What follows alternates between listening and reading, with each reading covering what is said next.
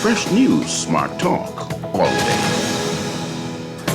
The views and opinions of the hosts and guests are their own and do not necessarily reflect the position of the management and staff of Guardian Network.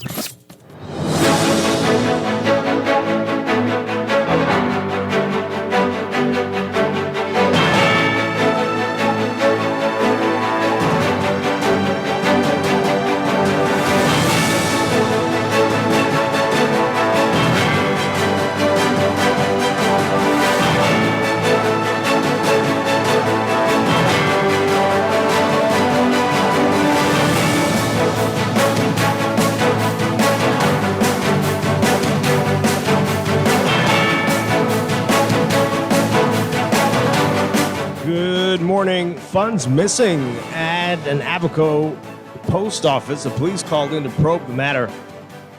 The Valley Boys dispute getting fiercer. One faction asked to vacate a shack. And in our discussion today, we are scheduled to talk with the education director about the new school year. We'll get her perspective on how things are going. That's all straight ahead this morning. I'm Dwight Strachan, and this is Morning Blend. It's a new day. Wake up. It's a new day. It's the start of a new way. Don't you know that it's the start of the end of the old way. Wake up, it's a new day. Wake up, it's a new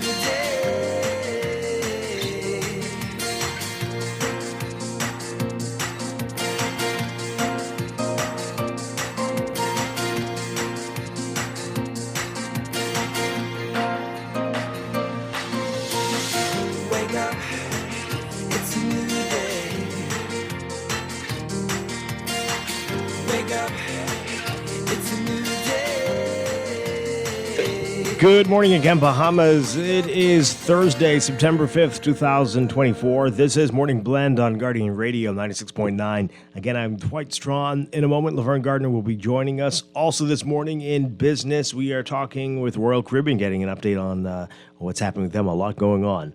We'll get all the details in our 9 o'clock hour. That's ahead. But first, it's time for the overnight, the latest breaking news from while you were sleeping and the top national and international headlines this morning.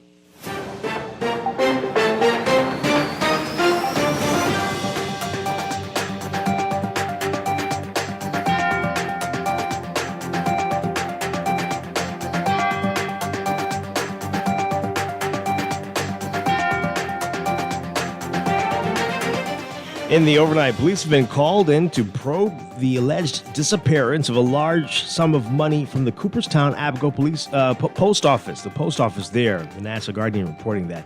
Given that the report was made only this week, the probe is said to be in the early stages, and auditors are involved in trying to assess just how much money is unaccounted for. The Guardian understands that the unaccounted funds relate to the sale of stamps that cannot be reconciled in the post office's bank accounts. The full scope of what auditors and investigators are examining is not yet known. A wider audit and investigation into the financial state of the post offices across the Abacos is expected to happen as well. Multiple sources familiar with the matter are telling The Guardian that the exact amount of money that's missing is unknown, but it could total in the hundreds of thousands of dollars. Authorities are said to be combing through receipt books and examining the accounts connected to the Abaco post offices. Members of the world-famous Valley Boys have been given 48 hours to remove their items from the Claridge Road shack, which the Way Forward Valley Boys claim is theirs. The dispute over the shack is the latest in the dispute, which led to the Valley Boys, one of the Bahamas' most prominent and awarded junker groups, being split in two. The 48-hour period expires on Friday at 5 p.m. That's according to Trevor Davis, leader of the Way Forward Valley Boys. Davis says the group, which is registered as the Valley Boys, signed a new lease for the shack.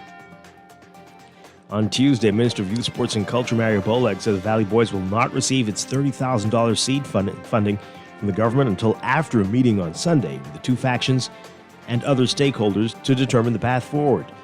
Boleg says he hopes the factions can work out their issues behind closed doors. Meanwhile, Davis says the Way Forward Valley Boys had attempted to reach out to the leaders of the world-famous Valley Boys prior to the meeting with Boleg. He said members simply want to be registered, have a constitution, and hold elections. PLP Chairman Fred Mitchell says public figures who have, quote, run into rough weather should step back from the spotlight. Mitchell, who made the comment in a voice note sent to supporters, did not mention any specific person by name, but he told them that he spoke about the convention with regards to conflicts between personal issues and public duties and how they are to be resolved. He called it a valuable lesson for those who were once public figures and have run into rough weather, and that they should understand the need to step back from the public stage and operate in the shadows if they must at all. Mitchell, who was Minister of Foreign Affairs and a member of Parliament for Fox Hill, also weighed in on issues within the FNM. He accused the opposition party of copying the PLP's candidate training module and questioned if the FNM's new training process is a way to purge supporters of former Prime Minister Dr. Hubert Minnis.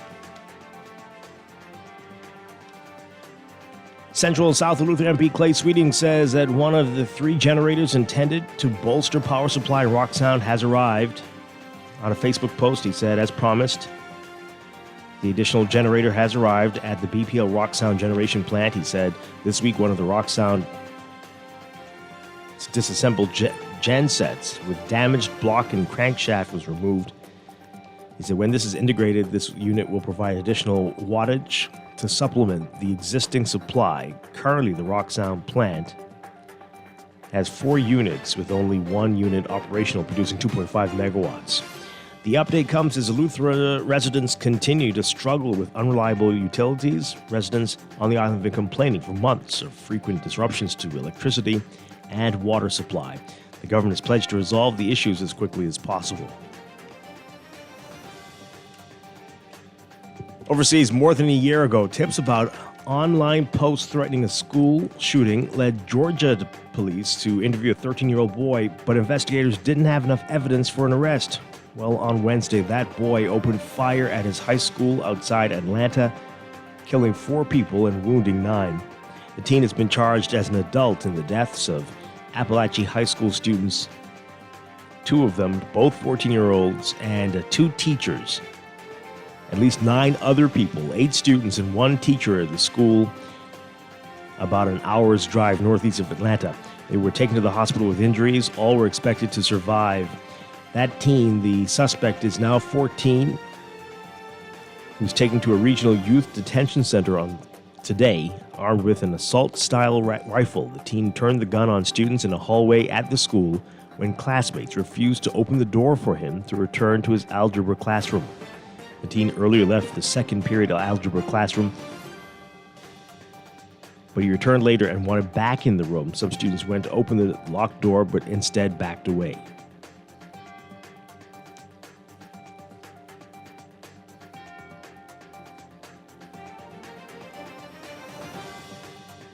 In other news, Israeli Prime Minister Benjamin Netanyahu saying that Israel must keep open-ended control of Gaza's border with Egypt, digging in on his stance on an issue that has threatened to derail ceasefire efforts.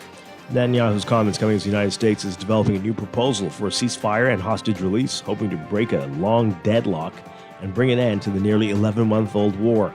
The question of Israeli control of the Philadelphia Corridor, a narrow strip of land along Gaza's border with Egypt, seized by troops in May, has become a central obstacle in the talks. Hamas has demanded an eventual full Israeli withdrawal from Gaza in the multi-phase truce deal. Egypt, a mediator in the talks along with the U.S. and Qatar, has also demanded a concrete timeline for Israeli troops to leave the corridor. On Wednesday, the UAE, the United Arab Emirates, also established formal ties with Israel in the 2020, which established them back in 2020. They also criticized the Israeli stance. Speaking to foreign journalists, Netanyahu repeated his stance that Israel must maintain its hold on the border to prevent Hamas from rearming by smuggling weapons into Gaza.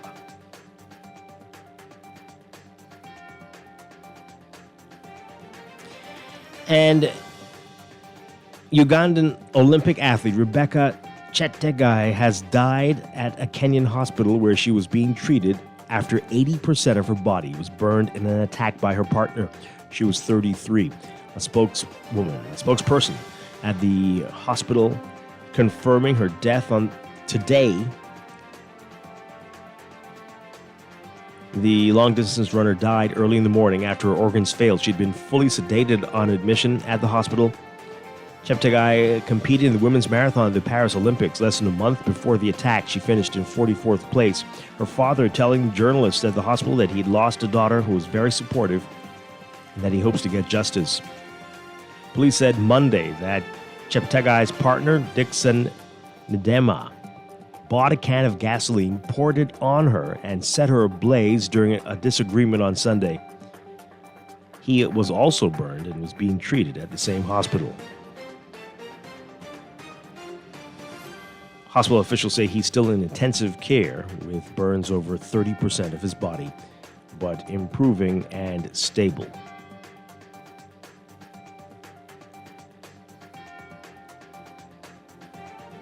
And Pope Francis and the Grand Imam of Southeast Asia's largest mosque vowing today to fight religiously inspired violence and protect the environment using a joint call for interfaith friendship and common cause at the heart of Francis's visit to Indonesia. It marked the highlight of the first leg of Francis's 11-day four-nation trip through Southeast Asia and Oceania.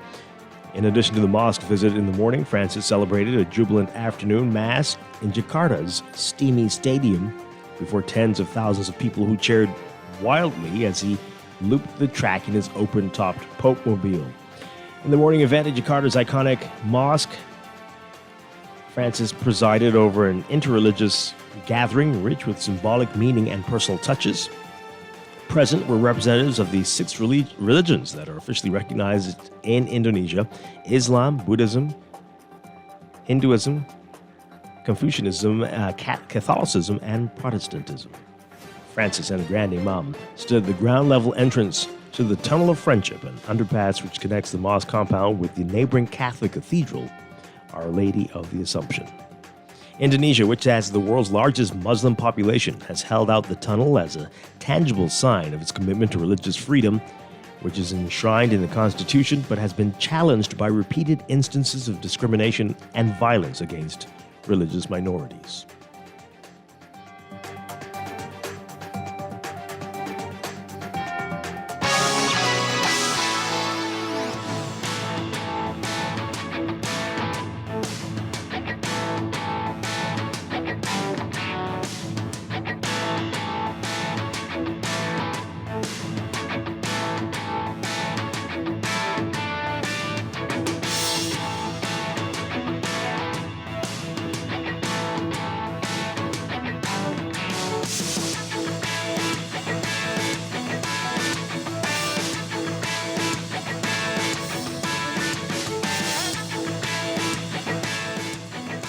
In sports, after a whirlwind 3 months marked by coaching changes, a transfer portal frenzy, and the NBA draft, July offered a much-needed respite in the college basketball landscape.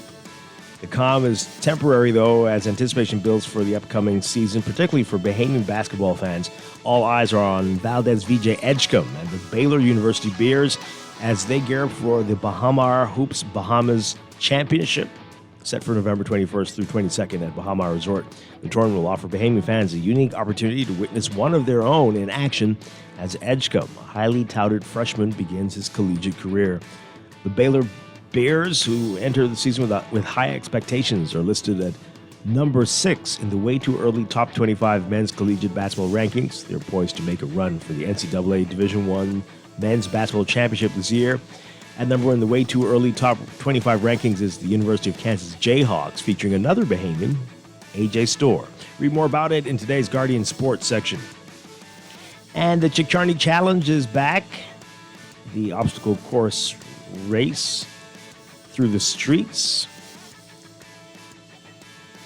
presenting its City Challenge, this year's event, featuring a 5K course filled with challenging and entertaining obstacles that will test the limits of participants while showcasing the vibrant backdrop of Nassau. Scheduled for September 28th, the Chick-Charney Challenge City Challenge is in its ninth. Well, the Charlie challenges its ninth year of obstacle courses. You can read all about it in today's Guardian Sports section. From Major League Baseball, Shota Imangana wasn't disappointed when he was removed after 7 hitless innings and 95 pitches. Chicago Cubs manager saying that the pitcher didn't know he had a no-hitter going at all. Nate Pearson and Porter Hodge each followed the perfect inning to finish a 12-0 victory over the Pittsburgh Pirates Wednesday night, the Cubs' first no-hitter at Wrigley Field since 1972. Imanaga struck out 7 and walked 2, throwing 66 pitches for strikes. A 31-year-old left-hander in his first season with the Cubs after pitching in Japan for 8 seasons. Imanaga has not gotten an out in the 8th inning this season and has thrown a high of 103 pitches. And from tennis, U.S. Open, it's going to be a very American U.S. Open final. It was during an early morning plane ride a few years ago that Francis Tiafoe recounted after setting up the U.S. Open semifinal on Friday against Fritz, another 26-year-old American that guarantees the United States will have a man in the Grand Slam title for the first time since Andy Roddick lost to Roger Federer at Wimbledon in 2009.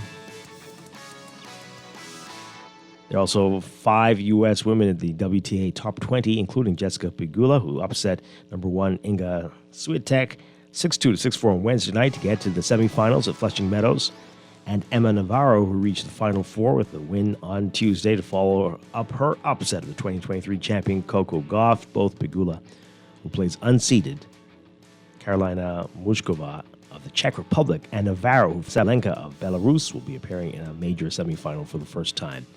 Not since 1996 has the U.S. had 5 women and 5 men ranked this highly all at once. So the possibilities are there for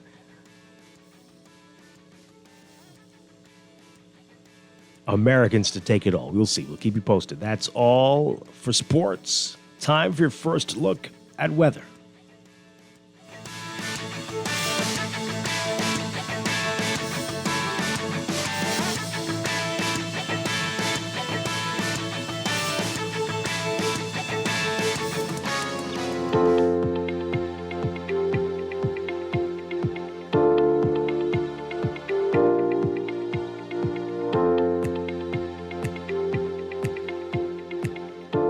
The first look at weather brought to you by AML and the Guardian Media Group. Here's what's happening. We've got deep layered ridging across the area. That's going to continue to promote mostly stable conditions and moderate to occasionally fresh breezes across the country. Due to the expected heat indices in the triple digits and UV indices in the high to extreme range and the heat advisory that's still in effect for the entire country, everyone's being advised to remain hydrated and limit outdoor activities and use sunscreen and wear protective clothing. Beachgoers also urged to exercise caution due to the moderate risk of rip currents, especially along Atlantic-exposed beaches. Your forecast for today for the northern and the northwest Bahamas, partly to mostly sunny, becoming fair tonight. We've got about a 20% chance of showers and thunderstorms. Winds east to southeast at 10 to 15 knots across the area. For the central and southeast Bahamas, partly to mostly sunny, becoming fair tonight. Again, a 20% chance of isolated showers and thunderstorms. Winds easterly at 15 knots for the central Bahamas, easterly at 15 to 20 knots for the southeast Bahamas. Temperatures today, we're looking at highs getting up to around 90 Fahrenheit, 32 Celsius. But the heat index will make it feel like it's 106 at least Fahrenheit, 41 Celsius. Overnight lows tonight getting down to about 78 Fahrenheit, 26 Celsius. That's your first look at weather this morning. We'll have your extended outlook and a look at the tropics coming up after traffic in just a bit. This first look at weather brought to you by the Snackathon. It's the final week of the Snackathon. You can help Guardian Radio and AML raise funds for much-needed snacks in our second annual Back-to-School Snackathon. Help us surpass last year's total by making a donation at the register of all Solomon's, Fresh Markets, and Cost Right locations in both Nassau and Freeport. Plus, today, join your Guardian Radio team at Fresh Market Harbor Bay from 10 a.m. to 12 p.m. for the live Snackathon broadcast. Meet your Guardian Radio personalities and assist in beating last year's total of funds raised in the Back-to-School Snackathon. Again, today from 10 a.m. to 12 p.m. Solomon Fresh Market, Harbor Bay.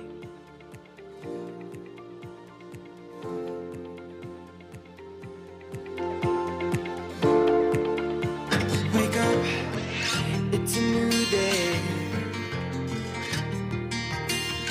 Wake up, it's a You are listening to Morning Blend. When we come back, we're discussing the day's top stories right here on your home for fresh news and smart talk all day. Guardian Radio 96.9. the end of the old way. Wake up, it's a new day.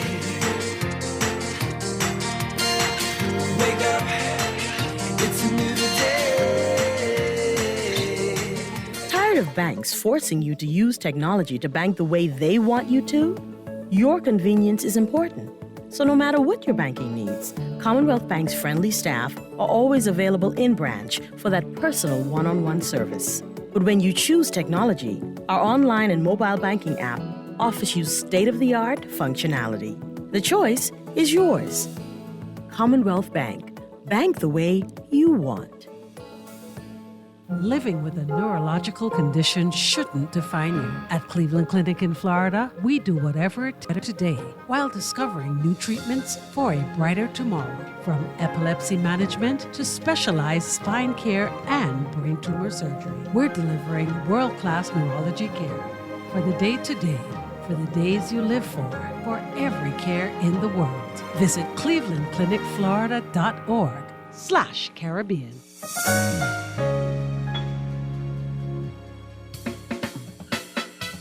Do you have uncontrollable debt? Are you ready to make that move to Fidelity for a stress-free future? These loans have a built-in savings plan that pays you unbeatable interest. Ask about our debt consolidation loans today. Call 356-7764. Fidelity, we're good for you. Wake up, it's a new day. Wake up, it's a new day. Screws and Fasteners World, Balfour Avenue and Palm Beach Street, has those hard-to-find fasteners for you right now. You can find stainless steel regular hex, carriage bolts, galvanized bolts, threaded rods, nails, self-tap screws, sex bolts, anchor bolts, turnbuckles, masonry tools, hand tools, and weed whacker strings. Check out the rope selection and car body fasteners, too. Special orders are welcome. It's your #1 fastener store. Screws and Fasteners World, Balfour Avenue and Palm Beach Streets. Call 326-1976.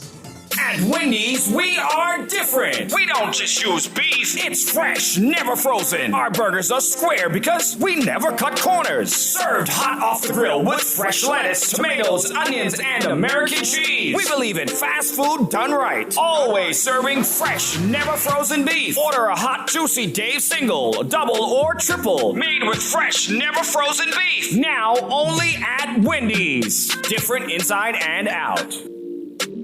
Maybe it's time to explore your options. There's no harm in reviewing your mortgage arrangement and considering a better deal. CIBC Caribbean can help you narrow your search and decide. Switch your mortgage to CIBC Caribbean and enjoy a special interest rate and help towards your switching cost. Visit CIBCFCIB.com/inspired home for more information. Conditions apply.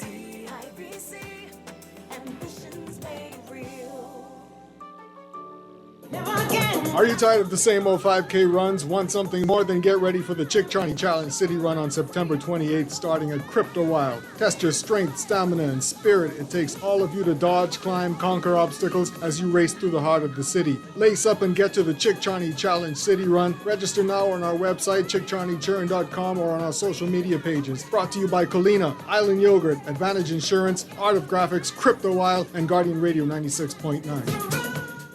Wake up, it's a new day.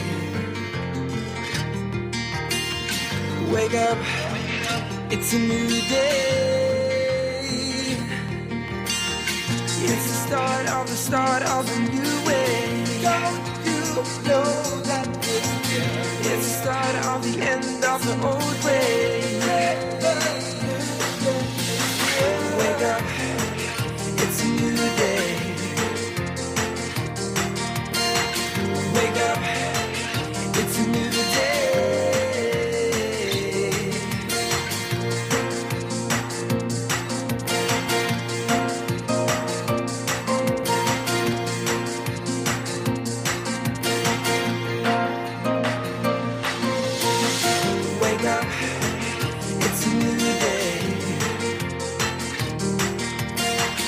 Wake up, it's a new day. Wake up, it's a new day.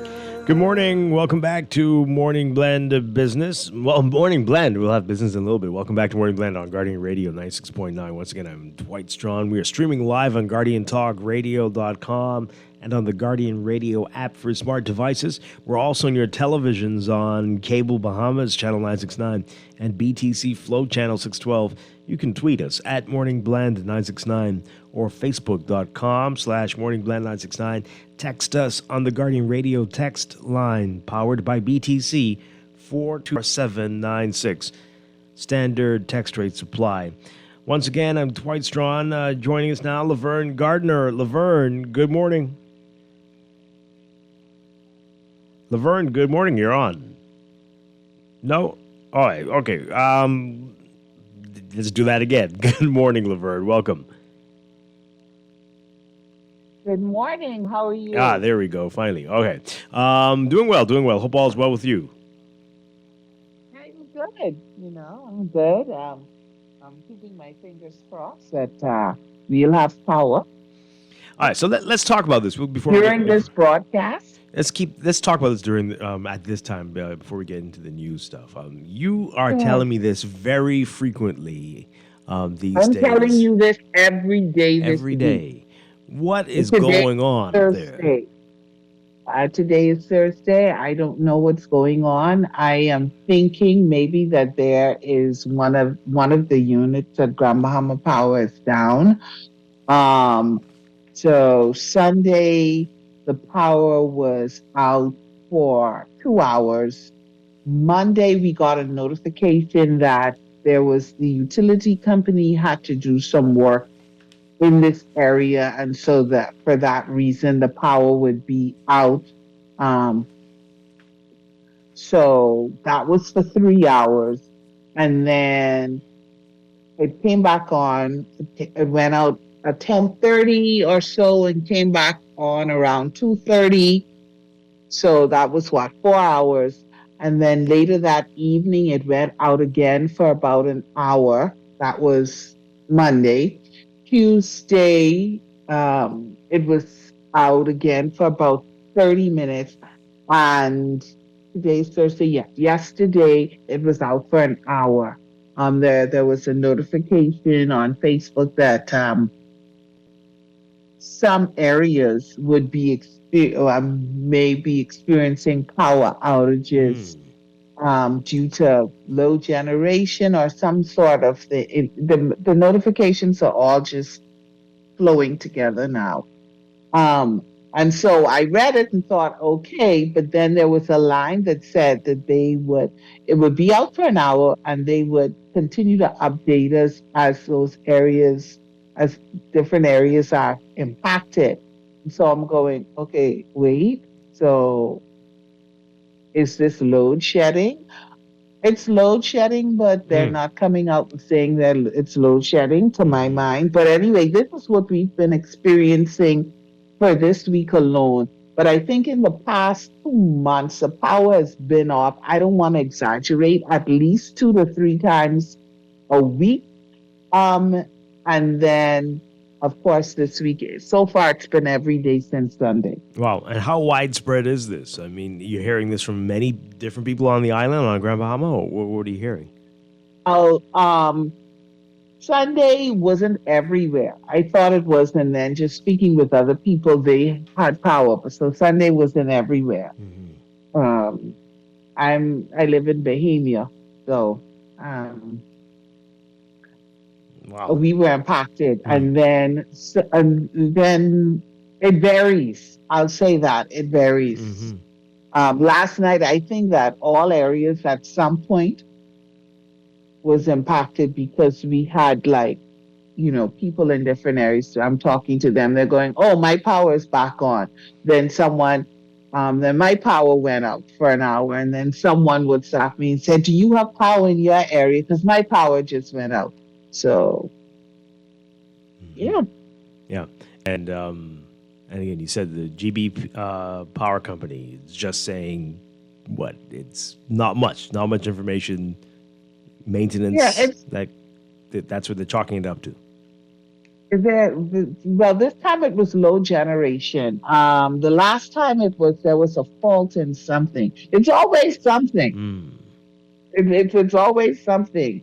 So I don't know where we're going with this. It's like I said, it's a week. And Dwight, yesterday, of course, I don't know how it was extremely hot. Yeah. But it's frustrating. I can imagine. It's very frustrating. And it sounds like you moved to Nassau. But wow. Right here. Right here. In Grand Bahama. Right here. Wow, it doesn't So matter. I've just gotten to the point where I've stopped setting stuff. Yeah, because I'm going to have to set it every day. Yeah. Wow. So I'm just not setting this clock anymore. I'm not setting the all of your appliances, your major appliances for the most part, they have a clock. I'm not setting them anymore because I'm going to have to do it all over again tomorrow. Well, this is a very complicated situation. So, has anybody sent a message to the people who believe they are the regulator, which would be the Grand Bahama Port Authority? And what are they saying? Nothing. Oh yeah, sure. Regulators, I don't know. We're not getting anything from any of the individuals or the organizations who are supposed to be the regulators. We're not getting anything. My goodness gracious! But this is crazy to me. And we can't continue like this. And then when you do suffer, if there is an issue, let's say because of the frequent power outages, or maybe there's a power surge or whatever, and you lose an appliance, you have to go through so much. So you think to yourself, is it even worth it to say that, hey, equipment was working fine until, and it's always one of the major things is always, did you have it in a surge protector? But you know what? Why is it my responsibility to have to put stuff to use the surge protector? Oh no, you can't have that attitude. You got to do it to protect. It's just like insurance. No, you got to do that. I know, I understand, but I'm just saying, is that a common thing? Yeah. Well, in the rest of the Bahamas, you better. Right. Exactly. But it is a common thing that when power is being generated, and I'm asking seriously. You mean outside of the Bahamas? Outside of the Bahamas, because when I travel, I don't recall seeing things plugged in to surge protectors. Yeah, that's a good question. But I mean, when you go to those stores like Best Buy, there are surge protectors all over the place for people to buy. So I don't know if the people use them, but they're certainly on sale. But just it makes very sense though. It does frustrating. make sense. You never know what could happen. But folks, if you don't, this is just for those who might not know what's happening here. So Laverne is in Grand Bahama. That is not BPL she's talking about. They don't have BPL there. So people are like, Are you sure? Like BPL. They act like BPL, but it's not BPL. At this point, I'm not sure. It's the Grand Bahama Power Company. And so it seems no matter where you are in the Bahamas, you're going to have power issues. It's very disturbing. But hey. Wow. Well, I hope it gets better. And it's we still got a lot of summer left. But weren't they complaining about? We literally have summer until sometimes December. Until Christmas. Yeah, exactly. But this is really strange because they were saying that they wanted to raise the rate because their largest client went out of business. So they should have tons of capacity. No, or shouldn't they? I mean, shouldn't they be able to provide? I don't know. I can only speculate. I don't know if another piece of equipment has gone down. Another unit has gone down, and perhaps this is the result of it. I don't know if they're not generating enough power to conserve. I don't know. Yeah. And we have been reaching out to try to get them on the show, all right? I know you've made some attempts to see if we could get them. We opened the door to the GBPC to come and talk to us. We'd love to hear what's going on. What's going on up there? Wow. Anyway, I hope their power stays on for indefinitely, and especially during the show. But it's always great to talk with you, Laverne. All right, so we do have some other things to talk about this morning. Offload like that. I normally I said I'm so sorry to have offload. No, you need to get that out. People need to hear. Don't start the morning that way. This isn't getting coverage. It's just ridiculous. Nobody knows about it, so people need to hear about it, right? So I don't think people in the rest of the country know what's going on there, and you're telling me this almost every day. Yeah. So I think last night my message to you was if I melt by the morning. Yeah. Just wanted you to know the power is out again. No, that's insane. That's insane. Wow. Okay. Coming up, we're scheduled to speak with the education director about the new school year. We're looking forward to that. And then later in business, we're talking with Royal Caribbean. Always exciting things going on with them. They'll give us an update on where things stand at this point as well. That's all ahead, but let's talk about what else is in the news.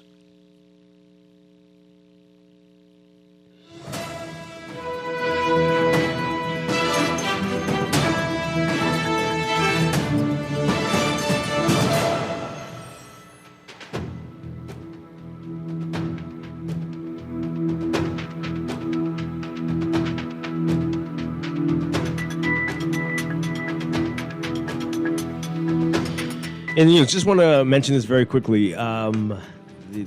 It's just, barely a month into the school year in Georgia, and we heard about that horrible school shooting yesterday. A 14-year-old with an automatic, was it a rifle that he had out? I don't know how you got it anyway, but he shot 2 other students dead, 2 14-year-olds and 2 teachers, and shot 9 other people who were in serious condition in the hospital. Just unbelievable. Well, is it unbelievable? Anyway, and Georgia has some very... At this point, no. It's not unbelievable. Unfortunate. It's sad. Yeah. But we can't even say at this point that it is... No, it's almost a given. And, but it's, incredibly sad. And I don't know. I don't think they have the will to deal with these issues. I really don't. They're not cracking down on anything, really. Every time somebody talks about gun reform, they are ostracized. It's the movies and the TV shows continue to celebrate it. It's not going to change. And if we're not careful, this culture, we're seeing it. It is sweeping across this place. We don't have those type of shootings. Thank God. But we have shootings. We have plenty of shootings. And we need to make sure we never have those types, or any at all, right? But it's too late for that, and the culture it's in a lot of people, and we need to do everything we can to to stop it from getting any bigger than it is, and to try to push this back. How do we do it? I don't know. Idolizing everything they see coming out of the U.S. I don't know if you saw the photos earlier in the week of a kid in his school uniform with a gun. It was a toy, or toy is a strange word. Yeah. Fake. Mm-hmm. But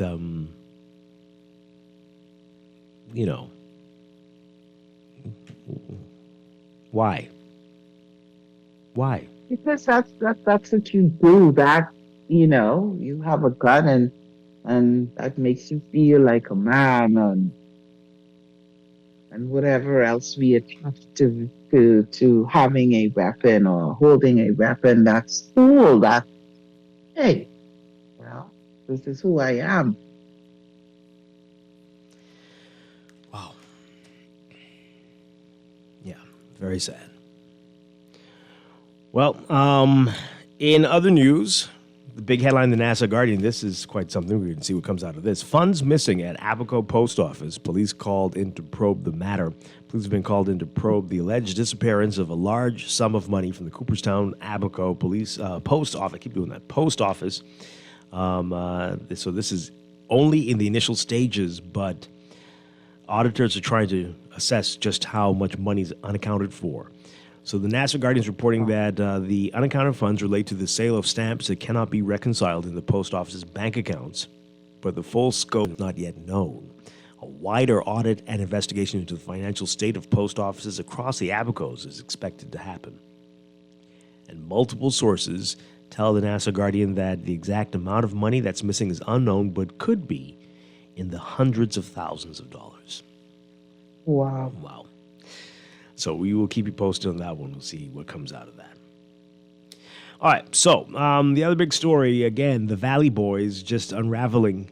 It's like a Junkanoo costume left out in the rain after the parade. It's just honestly, it's like a soap opera. Well, very demented one. Very.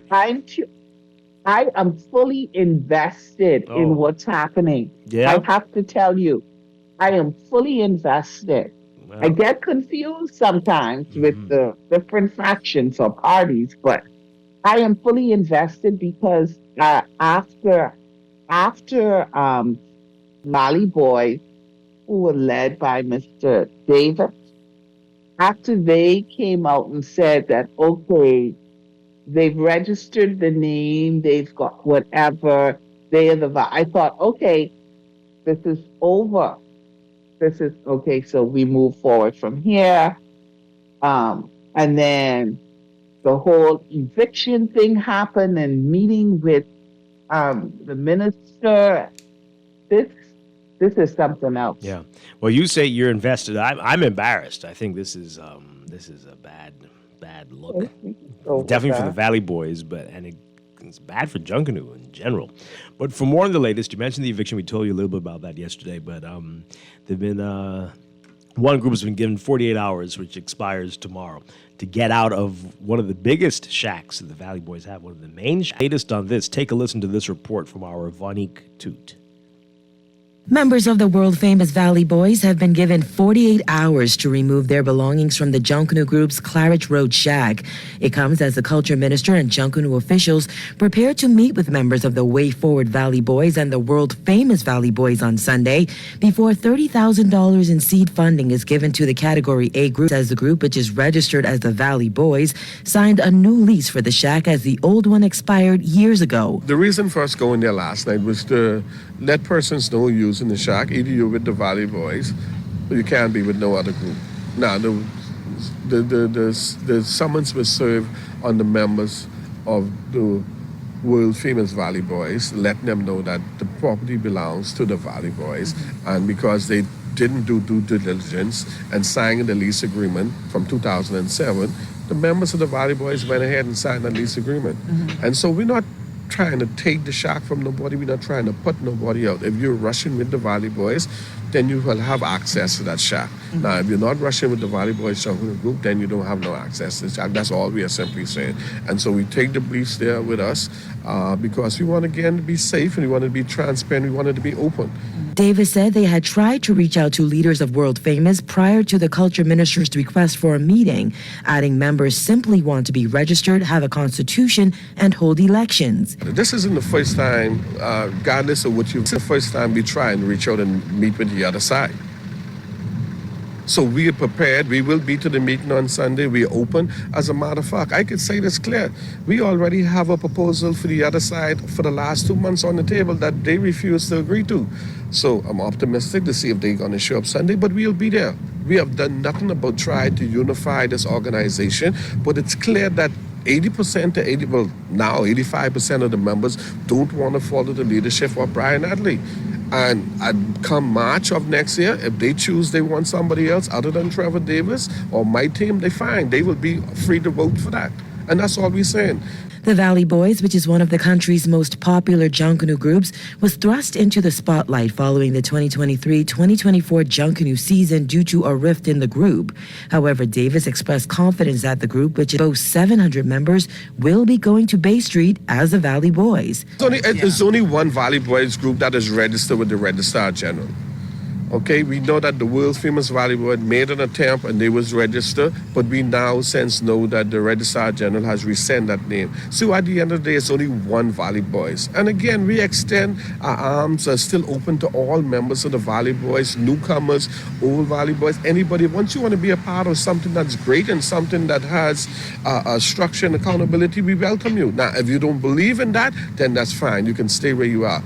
But as we know, and as the records show, that the document says the Valley Boys, that we already in the shacks and we already started to be on Bay Street. Culture Minister Mario Boleg has expressed hope that the factions can work out their issues behind closed doors this weekend.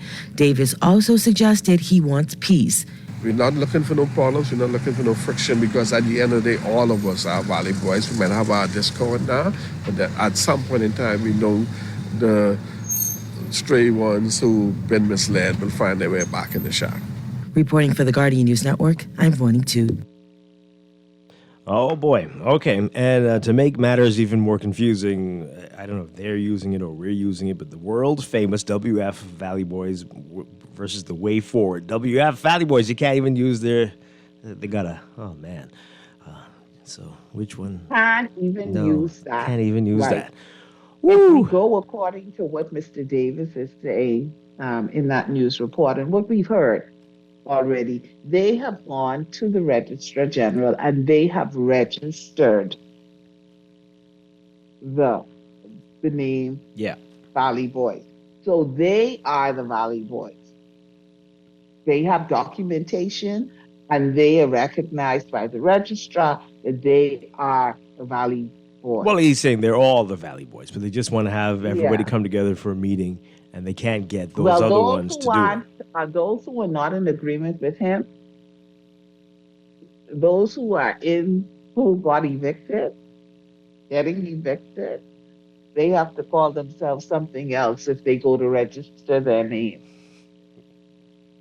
Or just fall in line with the other Valley Boys. Fall in line or join up or whatever or make peace. But if they decide that they're not going, then yeah. Well, all they say, I think all they're saying, name. My producer is a big time Junkanoo superstar, can correct me if I'm wrong, but all they're saying is come together, let's have a vote, right? And if that other faction believes they have the numbers, obviously, right, then your people will be put back in charge and everybody will fall in line. But obviously somebody doesn't believe they do, because why not have the vote or campaign or whatever it is that you got to do, like any democratic organization. I think that's one of the things that Mr. Davis has been saying, that there are certain things that they were requesting or looking for in terms of accountability, in terms of having these elections, and it was not happening. And so. Right. Yeah. We are. Let's hear what you have to say about it, folks. Already getting a lot of your text messages. You can continue to text us, 422-363-6232. 325-4316, 325-4259. Toll free, 242-300-5720. Tweet us, Facebook us, text us. Again, 422-4796. We hope the other Junkanoo groups are paying attention to this, that you go and get yourself legally sorted out. You register your name so that, when I pull up one day, call myself Mr. Genesis, you don't have nothing to say to me. All right? Register your name. I thought the same thing. I thought that if nothing else comes of this, I'm hoping that other Junkanoo groups would ensure that they have those names registered, it's protected, so that this, doesn't happen again. Right. And check on your leases for your shacks. Check who owns the lease for the shack or whose name it's in. Make sure they are in good standing. Make sure apparently get multiple signatures, not just one person. Right. Make sure the lease is signed. And that it hasn't expired. And 7. Mm-hmm. And make sure it hasn't 17 years. Like Genesis friends, like how Genesis. Make sure that you take care of the business side of these Junkanoo groups. Yeah. My Genesis friends of that business side. Asking how Genesis gets in this. Well, just an example. Calm down. It's just an example. But I hope you have your name registered. Right, you gotta come up with the next name. No, not if that's not registered. I could take it. Why not? Anyway, let's go to the phone lines. Good morning, caller. You're on the air. Are you there? Call us back. 323-6232. 325-4316. 325-4259. Tweet us, Facebook us, text us, 426. All right, we've got a lot of your messages here. This person says here, if the name is what? I don't understand. No. Okay. I don't think that's one to read. Let's take the call while we sort of the messages. Good morning, caller. You're on the air. Hey, good morning, Dwight. Good morning, Laverne. Hi, good morning. Good morning. Dwight and Laverne, the question needs to be asked. The previous time that we've had two groups, which was the Foxville Congos and also the Colors, and then at one time Barabbas and the Tribes, did all of those groups got seed money? And my question is, once the Wally Boys are spoken, will the minister offer both groups the seed money? Because I also in the map I see where they still supply seed money to prodigal son. And everybody knows, every time I hear the word prodigal son, I just cringe, because for the past 5 years or more, prodigal sons have never brought the requisite numbers that qualify them as an A category group. Basically, all they've done was always held up Junkanoo Parade, waiting for them to come. You don't show they coming. Their costume can't arrive. And so they've been making again giving prodigal sons money. They've been making them give back the money. Is to probably go to Freeport. Yeah, I think there was a call. Okay, thanks a lot. They've been making them give back the money. So if they don't take part, they have to give back. That's been happening. They have to return the money. Yeah. But that's a good question. If for some reason, we would love for all of them to come together and say, you know what, we've worked this out. But if for some reason that does not happen, will the government, if the other group decides we're not joining up and we're going to name ourselves something else, if they have the requisite numbers to still be a category, a group, so will they get seed funding? I can't imagine. Vote. Have the election. Just have the election. Come on. We are in a democracy. You don't deserve anything if you don't have it. You don't have anything. Dwight, we are already in. Okay, so have the election next year. We're in September. Next week. Have the election next week. They may say no. But then no Valley Boys. As simple as that.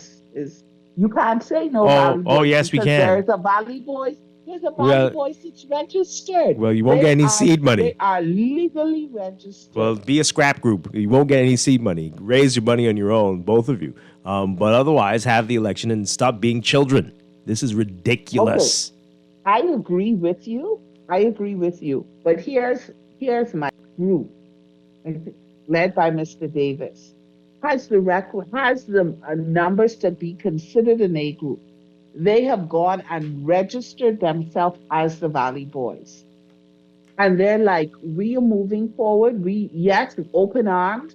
Let's come around the fire and settle our differences and kumbaya and all of that.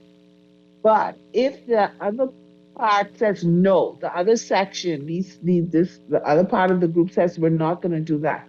But even if they don't join up, if Mr. Davis's group, the registered Valley Boys, if they have enough people and they're ready to go, they're still considered a Category A group.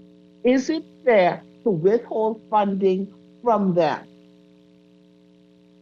Is that fair? Them's the breaks. No. We'll deal with this next year.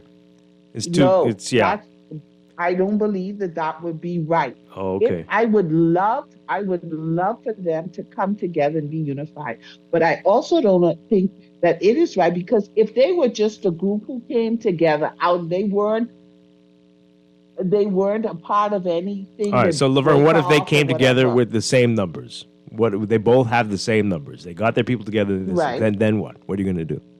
They both get 500 people. Saying. No, they both get 500. What are you going to do? But has there been a moratorium on Category A groups, saying that there can be no more Category A groups than the ones that are currently registered? I believe they have rules for how long there's a process. You have to be no, you don't have to, but you can't just jump into A. I don't know if you Genesis, have to be a B first. Genesis didn't do that. They couldn't just jump into A. What? They could have? Really? Okay. Okay. Well, do it without the seed money. We can't be. No. If the government is providing seed money for groups, and these groups are duly registered, they have the numbers. Is it fair for the government to withhold the funding, saying, okay, you guys got to work this out? Yeah, I think so. It's not their money. It's our money. We don't have time for mix-up. We're not into this. Next year, come to us with a better plan. Right now, this is foolishness. Is a part of and I'm just going by what's out there. It appears to me that there is a section, a part that they are good and ready to go. Okay. So yes, you're calling for unity, but if that doesn't happen, what do we do? If you already have this group that's registered, that has the numbers, I don't think that you should say, oh, because y'all two can't reconcile. That's not fair. Yeah, Laverne, it is. This is not our business, and we can't be wasting taxpayers' money on chaos. Okay, let me ask you a question. No. Let me ask you. We got a lot of calls when we get to those, though. One family was just a group that came together, or were they a part of another group? They were part of another group, but that's a totally different thing. Okay. They went off and formed their own group. It's not the same thing. Right now, we're just, the biggest dispute is names. No. This is more than that. This is more. Yeah, but what I'm saying is, you already have a registered group. These people have registered. They've taken the name. They're doing whatever. They're saying that. I think the government could even open itself to lawsuits if it got involved in that foolishness. Let these people, make them come together and vote like adults and decide on the leadership, and whatever the majority rules, you go in that direction, and then the government can. Both groups already have a leader. No, they don't. The other one is saying we want to have a fair. Whoever emerges, that let us do this through that direction. It's just somebody spearheading. It doesn't seem to be happening. Well, then. And so this other group. Well, how did this other? If all they're saying is we want an election, which they're saying that they want. But in that report, it appears that they already have a leader, because Mr. Davis is saying when they have elections again in March, if they want to vote whoever back in his team, they gladly step aside. Yeah, so the government can't get involved in this. That'll be that until next year. The government doesn't have to get involved. All the government has to say is, we need who is the registered whomever. We're giving the seed money to the registered, the Valley Boys on record, and their leader. That's all they have Yeah. to do. That's not all they have to do. But they need to stay out of it, and do not waste the money The money until I'm they sure sort won't themselves be out. wasted. Well, I'm sure not the on money this. won't be wasted. Let's hear what these callers have to say. They've got a whole lot of messages too. Good morning, caller. You're on the air. Good morning, Dwight. Hi. Good morning, Laverne. Good morning. This is the Way Forward GN. I tell you the truth, the whole truth, and nothing but the truth. So help me, George. Listen, Genesis exhibition in the B group, because in the B category, there are numbers, a maximum number that is required, which is 150. Genesis at that point did not have 500 members. There are no rules in the JCNP that says you have the exhibition in the B category or A. In order to exhibition in the A category, you must have 350 members, 400 members plus. People aren't agreeing with you. Pardon me? So I got people messaging, and my producer shaking his head. Not everyone's agreeing with you. We got to get the rules of the JC. Listen to me. You can exhibition as an A category group, but you must have the requisite numbers. Genesis did it because they only had 150 members. All right. Okay. Look at this. This is direct from the A division eligibility criteria. An A division group is as a group duly registered to participate in the A division in the Junkanoo Parade. An A division must satisfy each of the following criteria: A, no less than 201 or more participants in the group constituent. Okay, the number is lower. Okay. This shall include 38 group marshals assigned to each group. B, 8 or more off-the-shoulder dancers. C, 12 or more choreographed dancers. D, 10 or more free dancers. E, a brass section. This is a lot. F, where did it go? A music section which may be comprised of bellers, drummers, horns, shell. F, We got one that, or more. we got that, Dwight. We have I that. should say that you have to start off. We in get what you're category. saying. But the rules does not say you have the exhibition in a B category once you meet those criteria that you just read. Let me keep reading. It's a lot. Brass. Yeah, sure. Okay, here we go. A brass section is optional for B division groups and is not required for eligibility in the B division. A B division group that fails to meet two of the aforementioned. Okay, where am I reading? Exactly. Here we go. An A division group that fails to meet two of the aforementioned criteria for eligibility will be disqualified. Should they fail to meet one of the eligibility category, they will be issued a 20-point penalty. Hold on. Where does it say it? Okay. Yeah, where? I'm looking. You ain't gonna say that, Dwight. I don't think it says that, Dwight. What you looking for, Dwight, ain't there. This is where we make human errors. The biggest problem in this whole saga is that the JCNP and its chairman made an error. And the people don't understand. Chef Mizik already said it. I have already said it. Precedence in this country has been set. This is a democracy. There were 2 Foxhill Congos. There were 2 Barabbas and the Tribes, and there were 2 Colors Entertainment.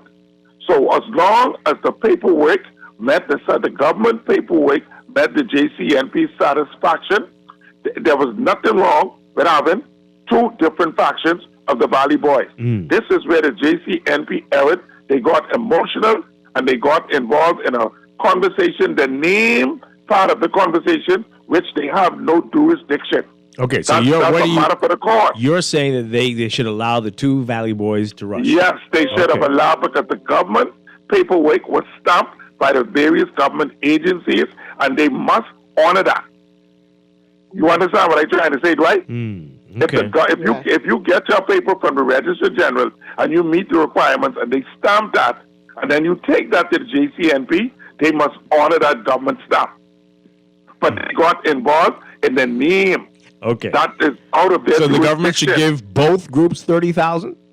Well, right. There is no, Laverne asked Laverne a question. There's no moratorium on how many A groups you could have. Okay. You could have 7, but they got now. You could have 8. You could have 9. Of course, they should.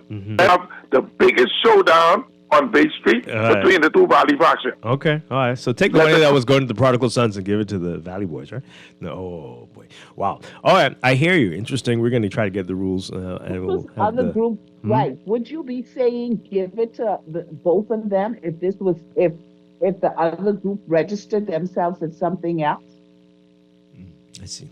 Well, they didn't, but I hear you. No, I hear but you. would you, so it's just two different Yeah, groups. okay. And like the caller said, I'm remembering at one point because I like to watch colors. I love the uniformity of their colors, right?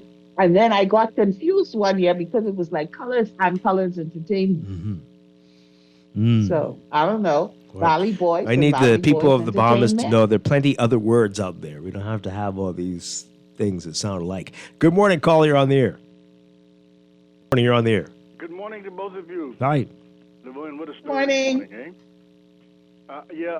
Dwight, I think it's up to you to take the junk out of junk canoe. Just don't call it junk canoe. Call it something else, and then maybe we could have two names. But I don't think it's good to have two names rushing, two Valley Boys. That's confusing. I mean, that doesn't promote clarity. That sounds like a Lucifer experiment to me. Wow, that's a lot. And clearly that's who I think is involved in all of this. I give him credit because he's winning. He's winning, but I can get him. Fix it, Dwight. We can't have two names. Take the junk out. So we call it a new. Yeah. Okay. Let's take some more calls. Thanks a lot. Good morning. You're on the air. Hi. Good morning. Are you there? No, let's take the other line. I think we had them holding for a little while. Good morning. You're on the air. Call 6232-325-4316. Where are the other Valley Boys? Are they talking? Why aren't they talking? Why are we hearing them? What's going on? What's really happening? 325-4259. Call us toll free, 242-300-5720. So the people from Genesis believe that they had to, right? There was an exhibition. They had to be an exhibition group. But could they have been exhibition in A? If they met the criteria, but they chose to be exhibition in B. Right. Okay, so they could have been exhibition in A. They didn't have to go from B to A. Interesting. Okay. All right. Let's take another call. Good morning, caller. You're on the air.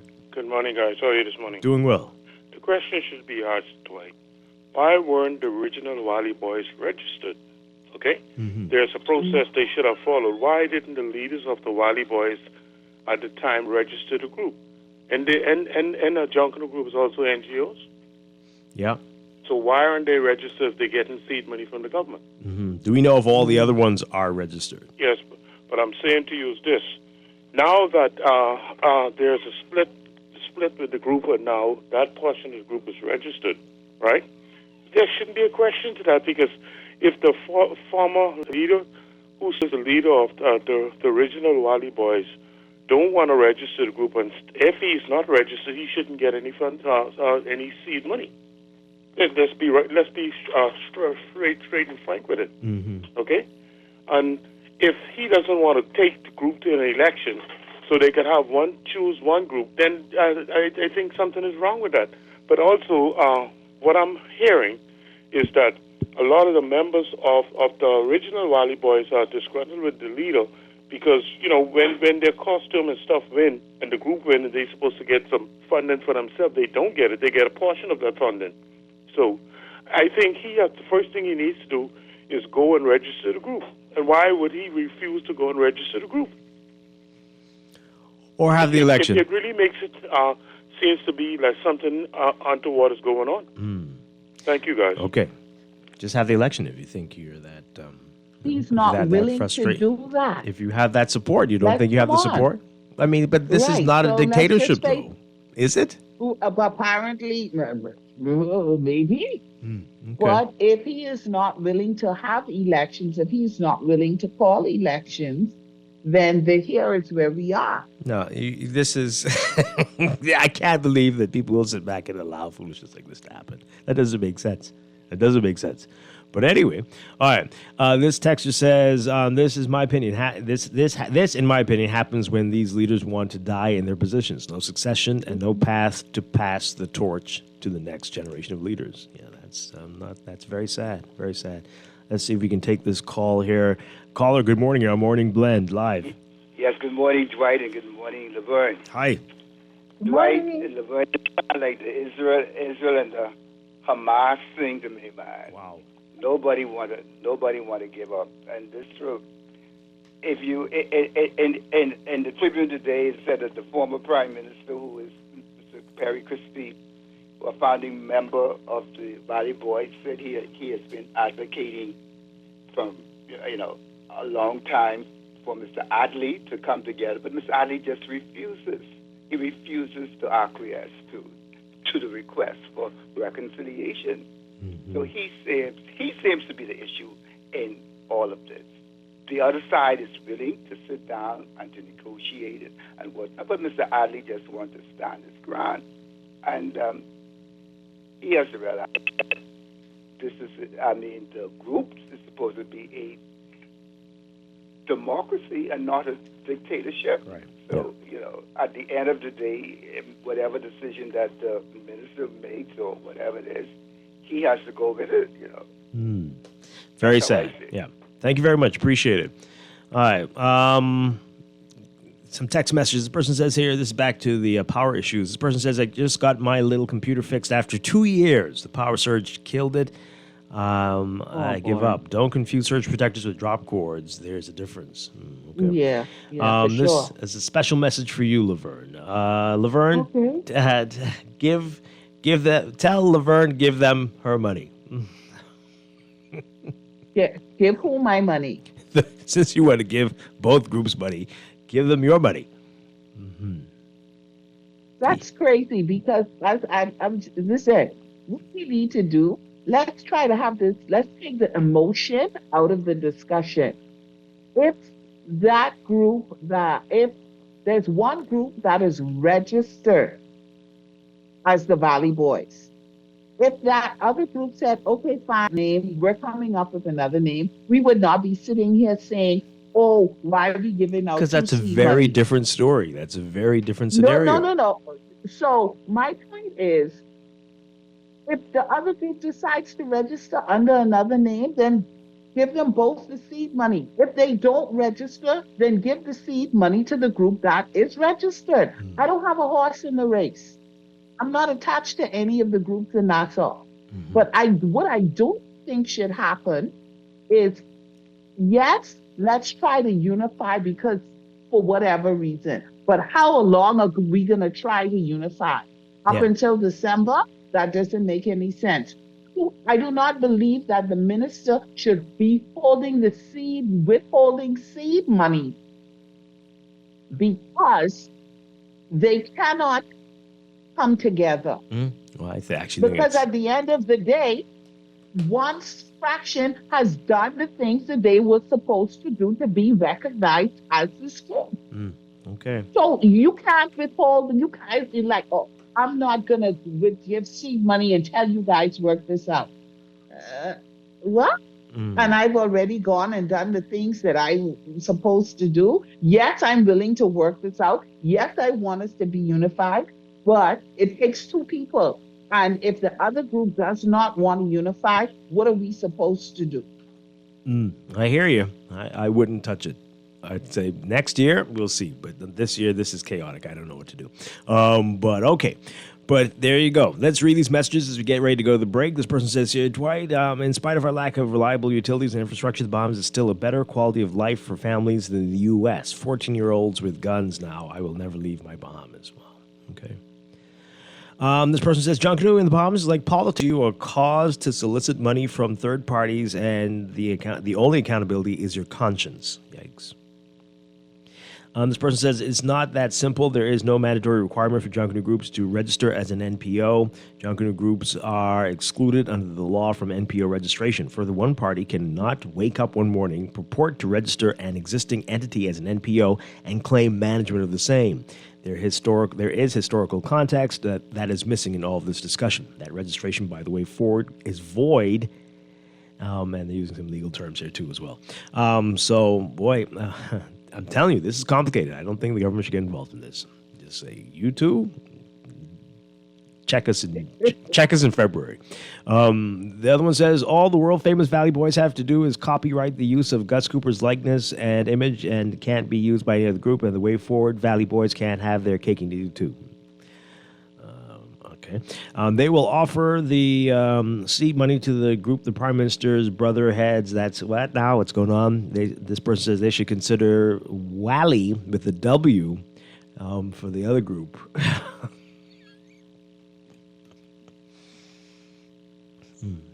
Okay. When other groups had issues, they left and formed their own group with their new name. Like one family leaving Saxons and Roots leaving Valley. But Mr. Davis and crew trying to hijack the Valley Boys name because they didn't like what was happening. They should have just left. Use a different name. If what you're saying is correct, you have registered the name and most of the members. The other group will disintegrate soon enough, and you can use their name. Okay. This one says here, I agree with Laverne. Morally right and legally right are two different things, unfortunately. This person says here, some people aren't as crazy what Laverne's saying. Yes. This one says, if there are two Valley Boys groups that meet the criteria for an A group, they should both get the seed money. If any one of them can't make it to Bay Street, then they would have to return the funds, like the prodigal sons had to. Like exactly. Because how long are we going to drag this out? Yeah. And this final text how here, long are they going to drag this out?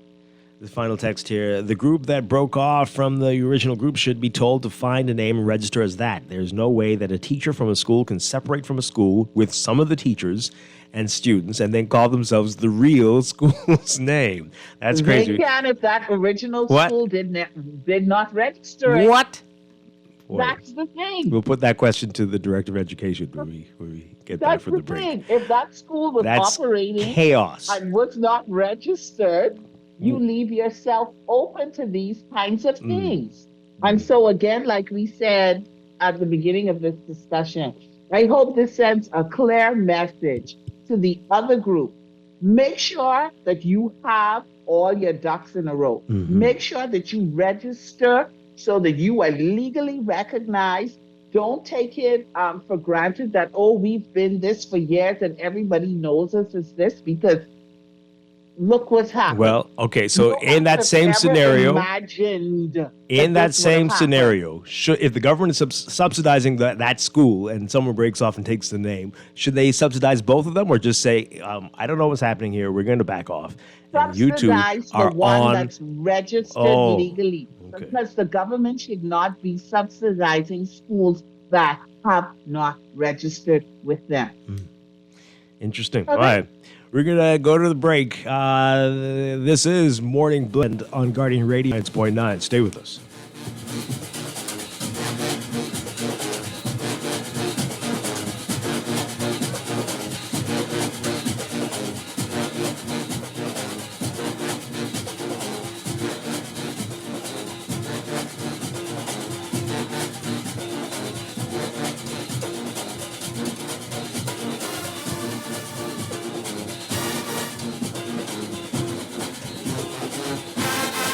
This is Guardian Radio 96.9 FM, Nassau, Bahamas. RBC. Life is full of twists, turns, and defining moments that create your own unique story. However your story unfolds, we're here to help guide you through it. From every big decision to every new adventure, RBC. Visit rbc.com/Caribbean/all of you.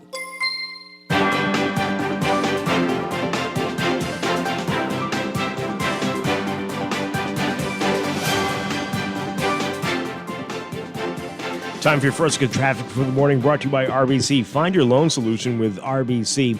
In your real-time traffic, we've got a number of hot spots to tell you about. We've got Prince Charles Drive seeing some heavy traffic at the major intersections, including Fox Hill Road. I'm seeing some slow-moving northbound traffic on Fox Hill, and that intersection is congested. But it gets worse for you if you're heading westbound. You're going to see a lot of traffic on your way to Beatrice Avenue, and again onto Soldier Road. And then Soldier into Robinson, Prince Charles into Robinson Road, heavy traffic all the way up to East-West Highway.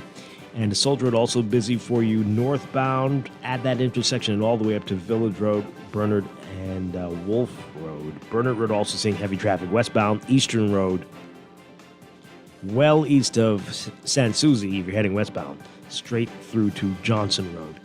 And some slow-moving traffic even after Johnson Road on the way to Shirley Street. Elsewhere, we've got Blue Hill Road, heavy traffic for you as you approach Carmichael. And on the way to the roundabout with Independence Drive backed up in both directions. East Street, north of Soldier Road, also busy northbound this morning. And Carmichael eastbound to Blue Hill Road, slow-moving traffic just east of Fire Trail. And, of course, Miles Butler Highway, very heavy traffic northbound on the way to Tonic Williams Darling Highway. We're seeing some building traffic at the Sports Center Road roundabout and at Six-Legged Roundabout as well. Gladstone Road, not looking so bad, but the traffic is backed up along JFK, eastbound along Lake Cunningham. Traffic brought to you by RBC. Start a conversation at rbc.com/loan/all of you.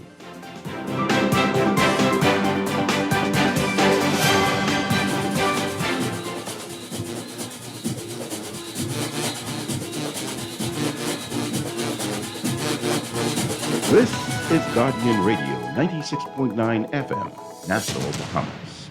Conversation, 96.9 FM.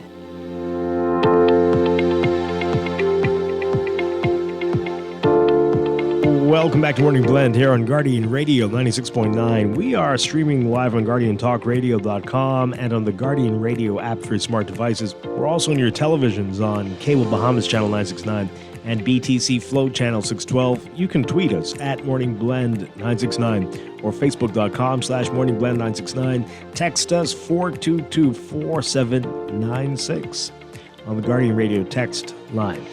And now at 8:23, time for another check of your weather for today, brought to you by Sherwin-Williams Paints. Sherwin-Williams Paints has got you covered for all your painting and equipment needs. Visit Sherwin-Williams Paints online or in-store today. Here's what's happening, folks. We've got deep layered ridging across the area that's going to continue to promote mostly stable conditions and moderate to okay islands.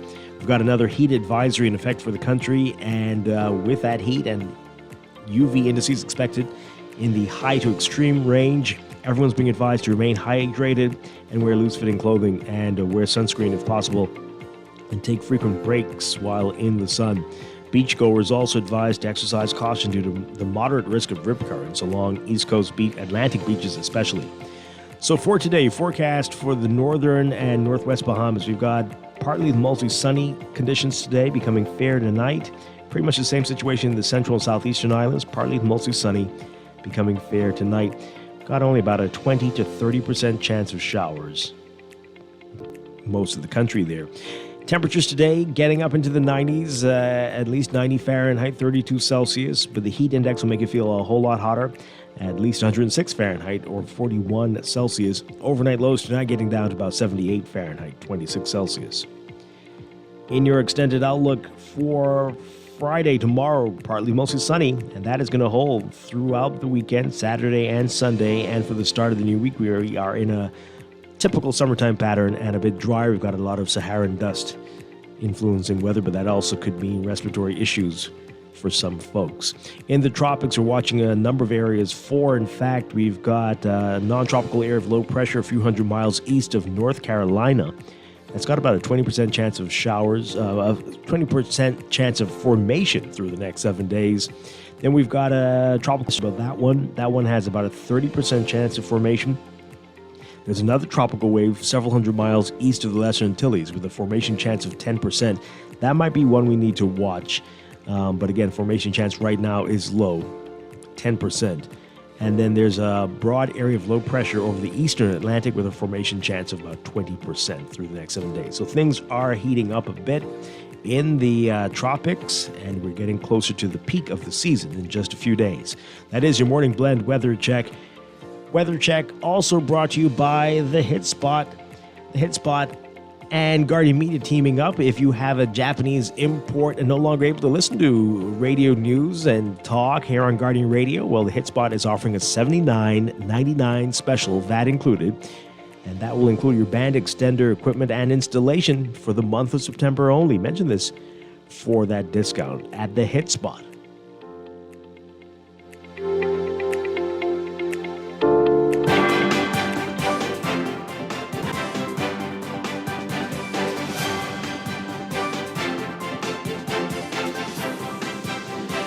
Let's get another check of your traffic for this morning. Brought to you by RBC. Find your loan solution with RBC.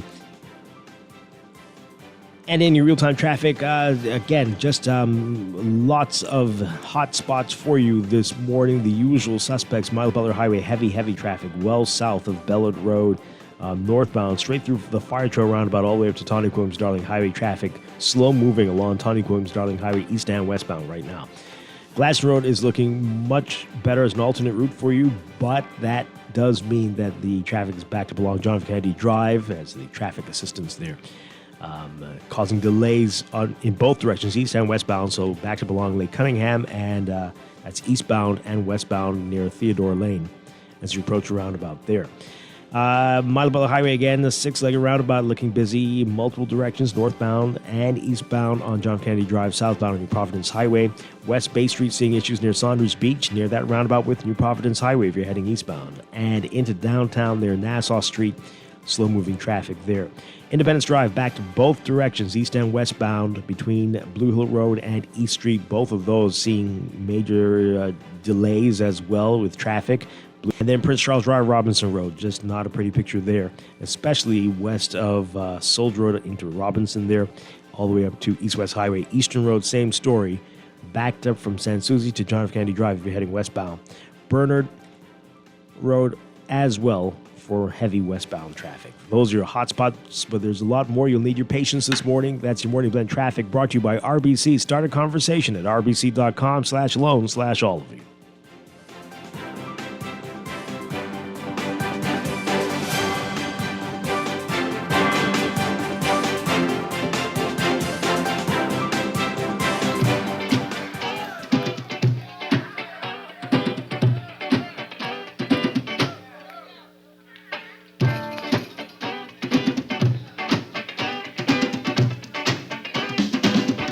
Take that mess from off the wall.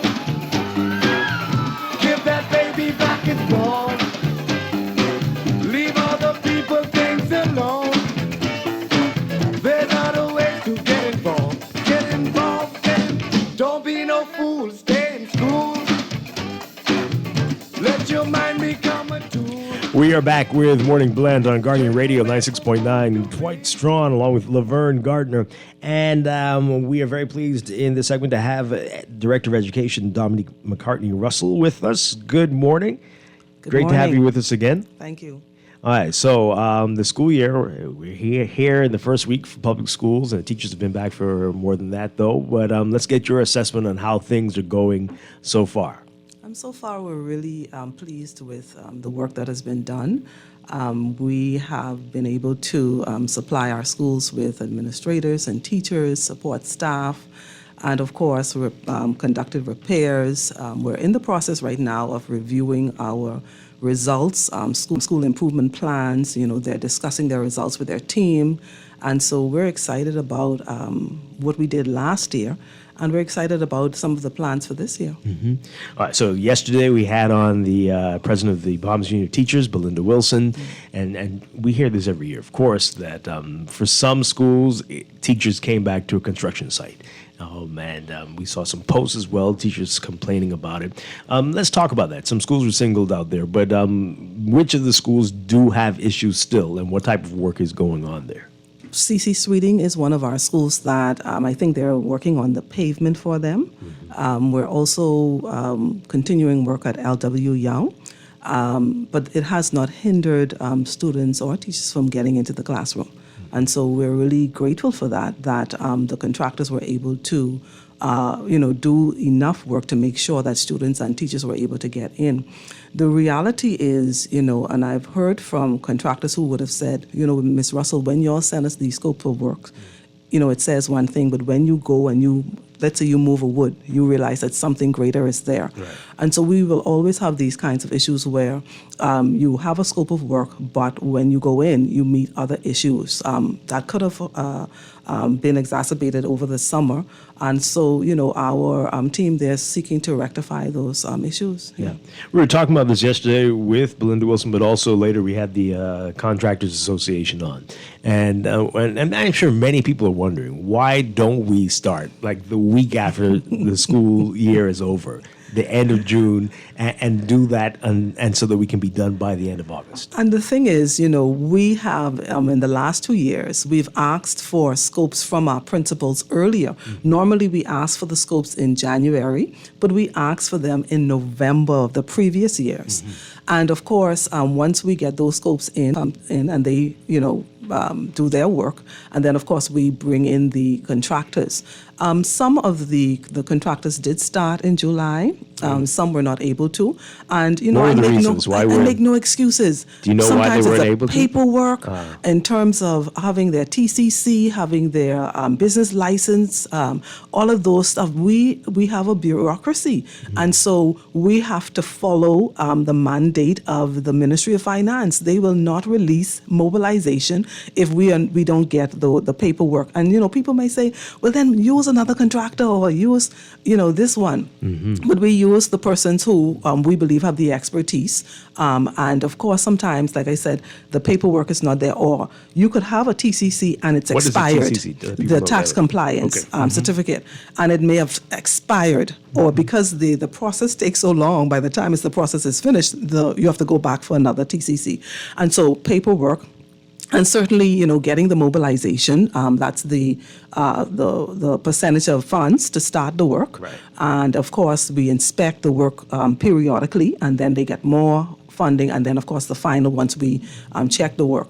And so it is a process, and sometimes the process takes long because of the bureaucracy. Yeah, we were talking about that yesterday as well. Whether if we're using the funds from the new budget period, could we switch to putting that in the previous budget year so that you don't have to wait till July to get the funds? Would that make a difference?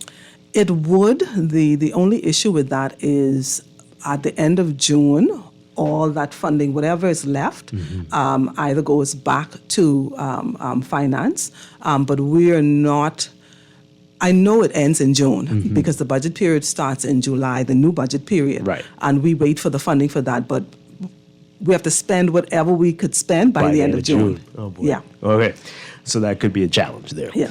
Wow. All right. So another issue that the president brought up, Belinda Wilson, was that there were teachers, new graduates from UB who hadn't received their job letters yet, or haven't been deployed, or haven't been told what schools they're supposed to go to. Explain that to us. Clear that up. Is that the case? How many people would be affected by this? Well, we got approval for 321 professionals. That includes teachers, aides, guidance counselors, and speech pathologists or speech therapists to hire those. And we would have started the vetting process very early, particularly for those at UB. In fact, as early as their third year at UB. It takes a little while, right? And we would have started that. Of course, they would have brought in their applications. We have to go through those applications with a fine-tooth comb. And once those applications meet the criteria, we send those onward. First, we get for financial clearance, and we send those on to the public service, right? And we get their appointment letters back from the public service. Now, you would think that would be a very smooth process, Right. but we're dealing with human beings.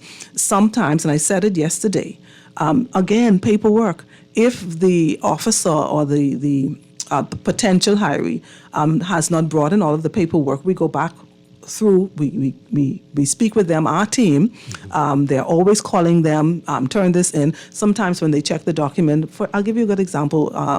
The other day, we had an officer who needed to get their I think, birth certificate apostilled, and they were born in the United States. And so we have a process that says, okay, we need to have this information before we give you an appointment letter. Right. You understand? And so if all of the ducks are not in a row, the public service will not send an appointment letter. And that is the issue. Those persons whose paperwork work, they are posted. They are already in our schools, and they are excited about the school year.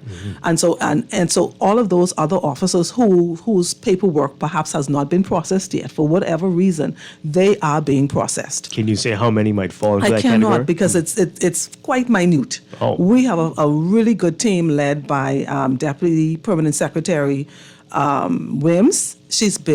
Her team has just been pushing them out. And so we believe that those, maybe a handful of officers, those appointment letters will be coming down the pipeline soon. Yeah. And are there schools that don't know don't have an administrator, as was claimed as well, don't have the principal named as yet? Is that the case? Yes, we did. We had a discussion yesterday with my team. There are at least 4 schools in Nassau, 4 out of our 160 schools, who we need to identify principals for. And again, the reason is we've had, for example, 14 early retirements. Wow.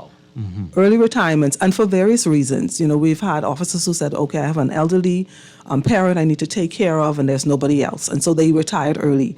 And so those kinds you found out just recently that they were retired? Yes. And so those kinds of environments, you got to pivot quick, right? And so we are pivoting quick. We're made aware of the issue.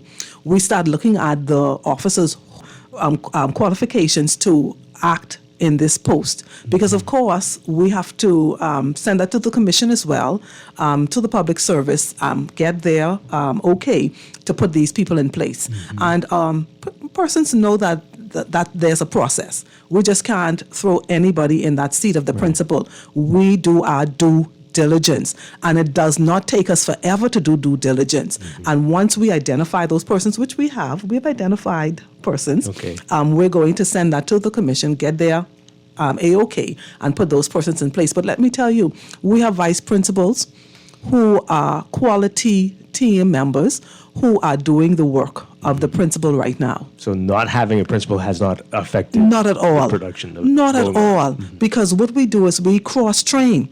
So our senior mistresses learn what the vice principal does, the vice principal learns what the principal does, so that if the principal is missing, somebody else can do the work.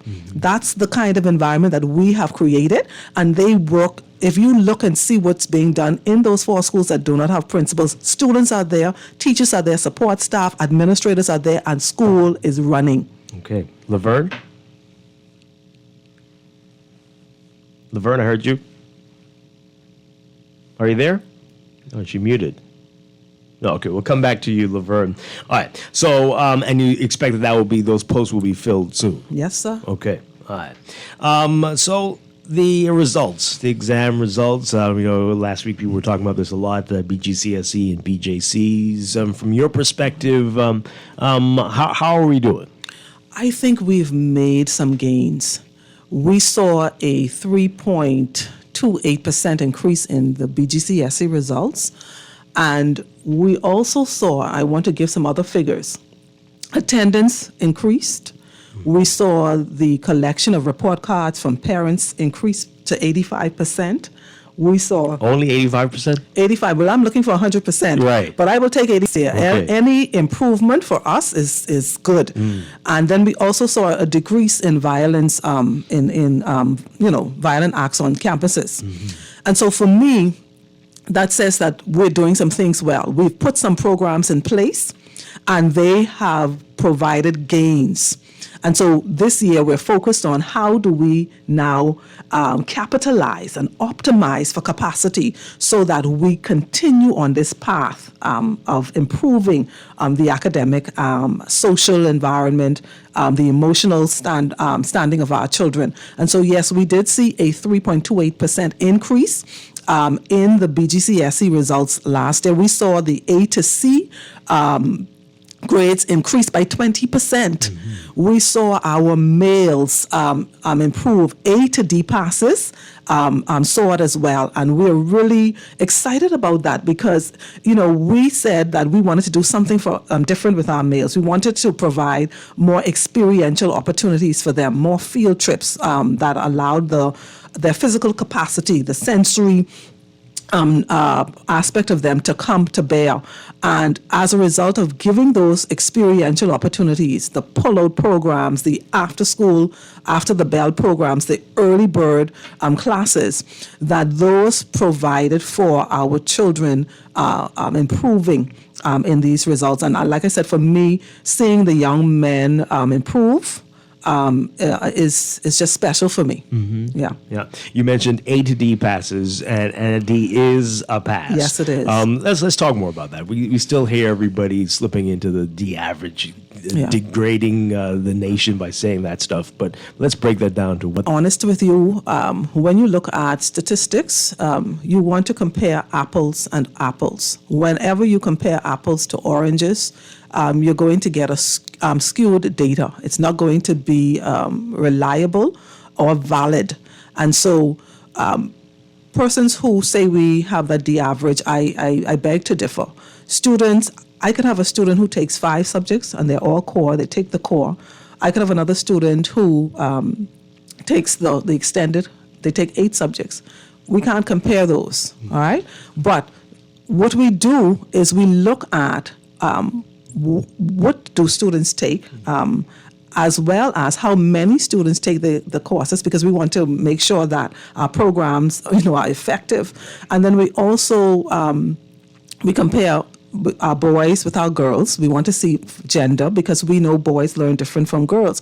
And so for me, it's not the average. It is where are our students as a result of the interventions, as a result of the curriculum, the instruction, what happened as a result of those infusions. And as a result, we saw an improvement, 3.28%. But in regards to the average, we look at, empirical data, there are rules. And so you're looking at the standard deviation. It's a normal bell curve. Anytime you go to the information is skewed to the left or the right, you want to question the data.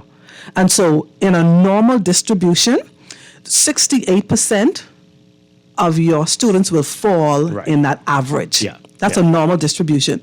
Like I said, if it's skewed to the left or skewed to the right, then we start questioning, is the data valid? Is it reliable? There are some outliers, and so was the test too? If everybody got an A, you've got a problem. Were teachers prepared, or was the test too difficult on the other side? Right. And so we have to be very careful that we use the empirical rules as it relates to data. And so for us, the average will be that 68% will be between that C and D. Yeah. How have the Family Island students been doing compared to New Providence students? Family Islands, they do well. The graduation rates in the Family Islands are always higher than New Providence, although I will say we improved to 56% this year. Last year it was 47% countrywide, where graduation rate is now at 56%. And so that's another area where we saw gains. And what did we do? We had classes, like I said, for students, peer tutoring, pull-out sessions for those who were struggling. We did a lot of things to help our children excel. And if you saw some of the things my team members did on the ground this Monday, when we said we wanted to wow our clients, they surely did that. They had bells and whistles, they had signs, they had balloons and popcorns, they had all kinds of things, bring those children almost like a celebratory line, welcome back to school. Everybody in their same uniforms, the teachers all dressed alike. It was a celebration on Monday. We're wowing our clients. And so once we improve the student motivation, increase parental involvement, which we've done as well. We believe that connection between the school, the home, and the community, we're going to continue to see gains in the educational process. Before I get to Laverne, 56% though, some will say that's low. That's very low. Why? What are the reasons why we're not seeing higher graduation rates? Well, the thing is, we were at 59% before and the pandemic. And then the pandemic came and we went down to, I think, 33%. 33. And so for us, 56% is not low. For us, it is an improvement. Of course, our goal is still 85%. We want to get to 85%, and in some family islands, they have surpassed that. Right. You know, in New Providence, it's a little bit lower, but for us, 56% is an improvement, and we are going to do more of what we've done last year, so we could see greater improvements. Laverne? Still having mic issues? Oh boy. Okay, we're going to sort that out there. Before we go to the break, you mentioned it. The pandemic really disrupted a lot of things. We know we had a very large number of dropouts. I guess they're no longer exactly your problem, but this is going to be an impact for the country. Are there concerns on the They are our problem. They are our problem. Let me tell you, what we have instituted, we want to, and we have been, we track students after grade 12. They're Bahamians. They are our children. So we want them to succeed. If they don't succeed, then our nation is going to, have issues. We believe that education is a moral imperative, and it is important for societal well-being. So what do? We make sure that even those students who do not graduate, that they have access to BTVI. They have access to other support that they could get. Support. For example, BTVI has the Smart Start program. Right. And so that information is given to BTVI. They call those children, young adults, and they provide them with opportunities as well. We track them up to 2 years after they leave high school for that very purpose. Either you're working or you're in college. But you ain't staying home doing nothing. Right. And we do it by moral suasion, calling, just trying to make sure that, because some students bloom later. They bloom late, and so we recognize that, but no, we don't give up on any child who decides to drop out. In fact, before they drop out, we have our counselors calling, seeking to persuade them, and if they have already done so and they've left the environment, BTVI is our and it's not a second option for us, because BTVI is also a first option for us, because some of our students prefer opportunities. Right. Yeah. We're talking with Dominique McCartney-Russell. We need to take a break. We're going to do that and be back with more with the Director of Education. This is Morning Blend on Guardian Radio 96.9. Stay with us. Maybe it's time to explore your options. There's no harm in reviewing your mortgage arrangement and considering a better deal. CIBC Caribbean can help you narrow your search and decide. Switch your mortgage to CIBC Caribbean and enjoy a special interest rate and help towards your switching cost. Visit CIBCFCIB.com/inspired home for more information. Conditions apply.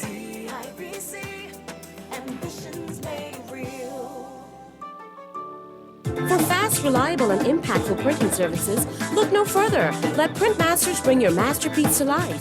We stand by our quality products that is second to none. Our affordable pricing and friendly, efficient staff makes Printmasters the ultimate choice for all your printing needs. We can deliver any type of printing services, from banners to booklets to business cards. You name it, we can print it. Let Printmasters bring your masterpiece to life. Located in the Nassau Guardian Building, telephone 302-2361. Let's face it, life is hard, but your healthcare doesn't have to be. Give yourself peace of mind with LAMP plans at Doctors Hospital. Sign up today and enjoy the low-cost advantage. Get up to $5,000 in credit limit for non-covered services and 2 free nutritional consultations. Choose your plan today by visiting doctorshosp.com/lamp. We make healthcare easy. Here's a sure-winning art store moment from Shelley and Dee Dee. We're the only full art store in the Bahamas. If we don't have it, we make a list, and trust me, our boss can get that. If you need that, he can get that. You can find sketchbooks, acrylics, the canvases in all sizes, stencils. We have the Angelus that they use on shoes and letters. We're the only persons in Nassau that carries the Montana spray. We have the Krylon sprays, watercolor and paints, the oil, chalk paints, the alcohol paint, metallic paint. And we have cleaning products for the artists, thinning products for the artists, and Crayola colors, and glitters, pencils, the Posca markers, and pastels, oil, and the acrylic acrylic pastels, dyes. Oh yeah. We also have airbrush paint. I don't forget that part of the movie. Gift sets, hobby craft, Boiled shrimp, glaze. stew shrimp, shrimp gumbo. But art supplies. We have a lot of them. Sherwin-Williams Art Store. Find colour in every day. Hey guys, this Friday, September 13th, Dunkin' is celebrating you on Customer Appreciation Day. On this special day, we're honoring our beloved founder, George Myers, in the sweetest way possible. All day, with every drink purchase, you'll get 5 free munchkins, George's favorite treat. Thank you for being part of the Dunkin' family. So, mark your calendar for Friday, September 13th. Swing by Dunkin' and grab your favorite drink and enjoy 5 free munchkins on us because we appreciate you. Offer valid only on Friday, September 13th. Thank you for choosing Dunkin'. Do you know a fisher who braves the seas every day, bringing home a catch that feeds our communities? Nominate them now for the Anchor Awards, a night dedicated to celebrating the unsung heroes of our waters. On November 16th at the Bahama Resort, we're shining a spotlight on those who make waves, both big and small. Visit the Ministry of Agriculture and Marine Resources Facebook page and click on the link provided to submit your nomination. Let's give our fishers the recognition they deserve. Anchor Awards 2024.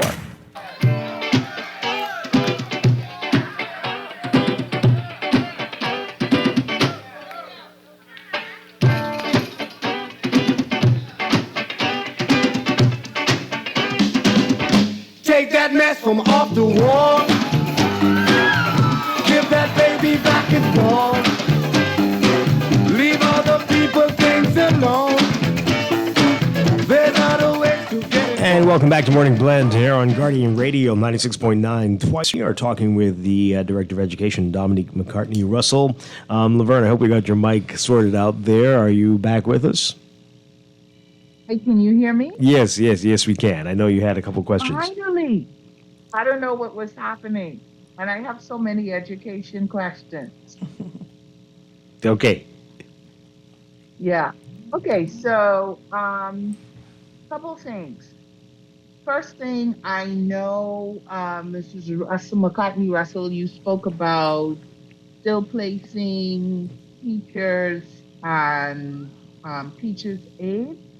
Because I was listening to the local news watching the local news last night, and for Grand Bahama, the president of Beckerville was saying that they are experiencing some shortfalls in the area, that they're still waiting for those teachers' assistants, and also they music and physical education teachers. So I'm just wondering, are we experiencing a shortage in those two areas across the board? We are. We have shortages, acute shortages in PE, in music, language arts, and math. Those, yes, we do. We especially math. And so we always are looking for opportunities to bring in qualified persons. And our recruitment team, they're still assiduously working to identify persons. In fact, where there are overages, for example, generalists who may be interested in becoming a specialist because they're already, we could utilize their services. What we are proposing is that, we provide the training in that specialty area so that we could utilize their service, for example, in PE, in music, and in art. But yes, we do have some shortages, particularly in math, that we're seeking to still fill. When it comes to the allowances, if there are issues related to the allowances, because I speak with all of the union presidents every day, once they let us know who has not received, we follow it through with our accounting department. Yeah. Follow up on that, Laverne. I just want to follow up. On your question there. So, what impact are those shortages having, though? I mean, so how bad does it get? It's not drastic, but it does mean that some officers have to serve as itinerants. And so it means that, for example, an officer may have 2 schools. They may be, 2 schools in the same area, sometimes 3 schools. So they may be at a school for 2 days, and then another school for 1 day, and then another school for the next 2 days. That's what we do, yeah. Oh boy, that's where the resources are available, yeah. Yeah, my goodness. Yes, Laverne? And the other question that I had was a two-part. Well, maybe a comment and a question. We'll see how it goes. Do we, when we look at our curriculum for education, do we look at it also view maybe where we see the shortfalls are in the country is that we need to build up and kind of focus as the students go into higher levels, focus more on those areas with a view to help build up the country. That's one. And then two, I graduated from where I believe is the best school, and that was the best school in the entire country, which was Oxville High. Wow. And What year was that? Program 1989. Oh, wow. Okay. Why'd you No, ask? nothing. What was Just the asking. relevance of that? No, just wanted to know. Next to each other. Yes. So I graduated in 1989. So Dwight is aware of that. But my point was at Oxville High, we had majors for everything. So we did electrical, construction, you name it, we did it. So that we tried to tap into the talents of all students, or at the very least provide some with trade if that's tension, or maybe they found out that, hey, I didn't think I would be, but you get my point. Is that something that is done in all of the government schools in the country? And if not, do you think that we have the capacity by which we can implement that, and so that we continue to provide students with skills? Because as you know, the reality is some may graduate high school and go right out and have to work. They may not be able to go off to school right away, or maybe they don't have any desire to further their education beyond the high school level, like at a tertiary institution. Yeah. Okay, in regards to the first question, we do have what we call your Grow Your Own initiative. And that is where we identify students who would like to enter the teaching profession. Team members in all of our districts, our teachers who recruit students in high school, and they form a part of our teacher cadet program. Right now, I think we have a little over 140 of those students in that program, and we prepare them. We allow them to have access to expert teachers. They get to learn how to create a lesson plan. In fact, they even get an opportunity to teach a lesson. And the goal is to prepare them to enter into the profession through the cadet program first, and then, of course, they matriculate to the University of the Bahamas. And so we do have that.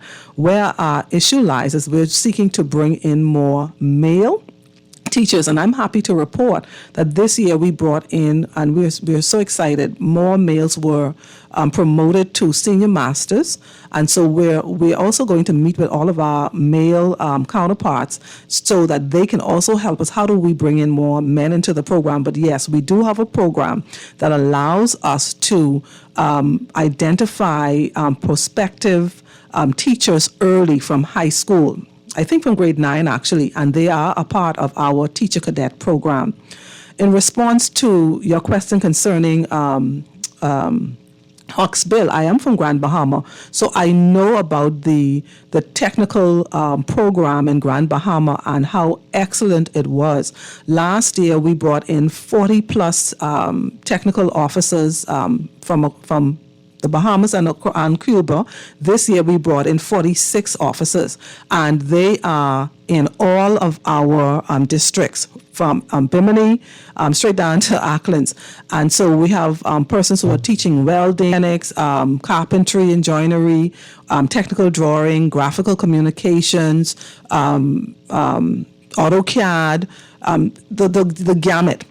And so they are in our schools as we speak. In fact, at the junior high level, we have them in our cluster program. So students actually get access to TVET opportunities from junior high. And this year, we are now adding primary schools. So even primary school students, grade 4 through 6, will have access to experiential learning, hands-on opportunities, just exploratory. For example, they'll be able to fix a lock in their home. You can imagine a 10-year-old learning to fix a lock in their home, but just giving them access so that if it is their bent, if that is their desire, that their career choice, they have the opportunity to do so. But we don't want persons to look at TVET as almost like second class. Right. It is not. Our best engineers, business students, accounting, those are TVET careers. And so we want students who have the bent to have access, and so we have been providing those opportunities. This texter is asking, says, I'm deeply concerned about our young men. Some studies suggest that single-gender classrooms can improve academic performance and engagement, particularly in subjects where one gender traditionally underperforms. Can we introduce single-gender classrooms so that our boys won't be distracted by the girls? We do have it. Can I tell you, we have it, but let me tell you what the issue is. We have women teaching there, because the majority of our teachers are females. And so we do have some classes where they're only boys, and they're working quite well. But we would have loved to been able to put men in those classrooms as well. But what difference does it make when it's a woman teaching the all-boys class? It makes a whole lot of difference. Let me tell you, when I was a principal, I had a PE teacher, Mr. Carey. I always call his name. And he could say something to my boys and they just lined up right away. Mind you, they listened to me too. But there was just a difference. Young men need males. There's just something about when a man pours into a young man that, you just see those young men flourish. And I think it's identity. They identify with the male, and they respect them, and they listen. And it's something about that bass in the voice as well. And so that's one of the reasons why we're seeking to see how can we improve the male, the number of males in our profession. And one of the ways that we've been able to do that this year is through the administration.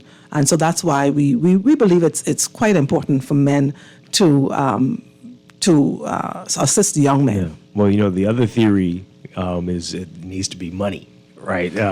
What's being done in that regard? Well, I know salaries went up last year. We had a morale committee would have given us recommendations. And so last year, salaries increased. Teachers also received $250 to outfit their classrooms. We also were given an opportunity to put some money in the budget to provide for short courses for teachers. And so teachers will have access to short courses. And then teachers also asked us for a voice. They want to be able to provide recommendations. And so we conducted listening tours, and we listened to our team members. And so we're putting in place some of the things that they would have instituted. And so we believe that the efforts that we're putting forward will provide for more persons to attract and to retain both females and males in our education system. Yeah. You heard the traffic report a few minutes ago. That we know that when school's in session, the streets in New Providence are chaos. And when schools are closed for a couple of days for midterm, it's a totally different story. Does it come before the Department of Education? Are you thinking about that? How we need to perhaps institute a school bus system so we can have fewer people on the streets in the mornings or in the afternoons? What are your views on all of this? Dwight, we have that as well. The thing is, we have a bus system, but the student has to live, I think it's a mile or 3 miles. I can't remember if it's a mile or 3 miles. But beyond the 3 miles, we provide a busing system for them. So that busing system is actually across the archipelago. Any student that lives too far from their school in that catchment area, we provide and use that service. Okay. And do you think it's private schools that are causing most of the issues we're No. seeing? It's probably public school as well, because some students who could walk to school, their parents prefer to drive them, and they have reasons for that. Some parents say safety reasons. They want to make sure that their child gets from point A to B. So a lot of parents they transfer their children through their private vehicles, but we do have busing for students. And so I don't know how else we could improve on the traffic. I don't know. Yeah. I'm not certain.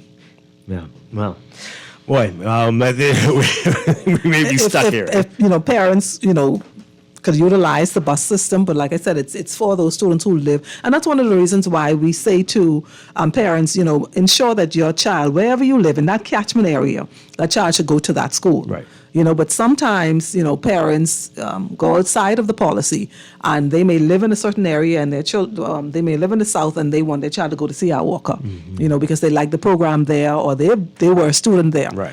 So we have those kinds of issues as well. Yeah, boy. You mentioned it a little bit earlier about Georgia. We haven't, thankfully, seen something like that here, but unfortunately, it almost feels like it's only a matter of time. I don't want to say that, but we see the violence in this country. What are we doing to ensure that we don't get there in our public school system? Okay, first and foremost, we focus on prevention. When students are engaged in co-curricular and extracurricular activities, the studies show that they're less likely to present with those kinds of behaviors. And so we have partnered with a lot of organizations like Rotary and Kiwanis, and they assist us. We are teachers as well. You can imagine, for example, Patrick J. Bethel in Abaco has 21 clubs. 21 clubs. Every child is in a club. Wow. And those clubs teach them leadership skills, conflict resolution skills. They get to do community service. And so we believe that if students are engaged, churches are doing it with youth groups. We even have reading initiatives. Grace Community Church is one of those that has a reading initiative. They're in the schools mentoring students. So that's what we do. We are focusing on prevention. However, we know that there are still some students who are at risk because of those behaviors. Right. We have a refocus program. We have 8 centers. So if a student is suspended, they get access to anger management sessions, counseling sessions. We have guidance counselors, and we have pastors and persons who have been trained to counsel young people. And we have persons who participate in our rehabilitative services at Penn Pratt, for example. So we're providing preventative options, and we are providing interventions. That's what we're seeking to do. And of course, we have the SRO program. That has been fantastic. What's that stand for? SRO? School Resource Officers. They are specially trained not just to provide protection on campus, but they provide mentoring. And so they help us with our prevention programs. If you see some of the work that they are doing with our students, we even have what we call the Second Chance program for those students who have presented with these behaviors, and they have we have had graduates from that. And so for us, prevention and interventions, and that's what we're focused on. And we believe by God's grace, we will not have the same situation. And you said it. You said that violence was down last school year. Yes, as a result of the interventions and preventions, and of course the SRO program. Yeah. All right, we have about a minute left. Where do you want to be by the end of the school year this year? By June, what are some of the objectives that you have? Well, certainly we are we are constructing our Polytechnic on Wolf Road. So we're excited about students accessing that. That's number one. Number two, we are excited about our honor society. We actually have a few public school students now who will participate in that All Bahamas Merit Scholarship. We're really grateful for that. In BJCs and BGCSEs, we believe that will happen. We have academic success coaches who will ensure that that happens. They are providing supports for students who are at risk. We want to see that more of our students have greater motivation for education. We're instituting programs that will allow that. More gains in mathematics. We have a study now to identify the issues around that.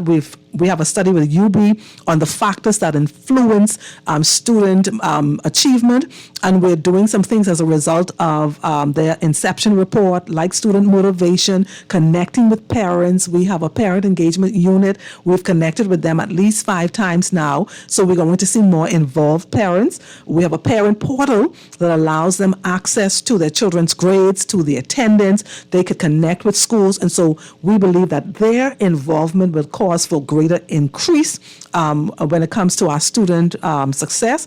And so there are a number of programs that we have instituted that at the end of the school year, we're going to see academic, social, emotional, intellectual success for all of our children. Yeah. Very exciting. Sounds like you got a lot going on. A lot. And we want to hopefully we'll talk again soon, get an update at the end of the school year. Thank you so much for the time this morning, Dominique McCartney-Russell, Director of Education. Great talking with you as always. Thank you very much. All right, we're going to take a break and get to news and be back with Morning Blend Business right here on Guardian Radio 96.9.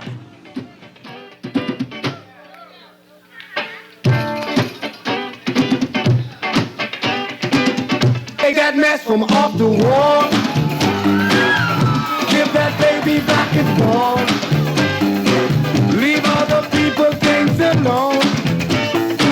There's other ways to get involved. Get involved, don't be no fool. Stay in school.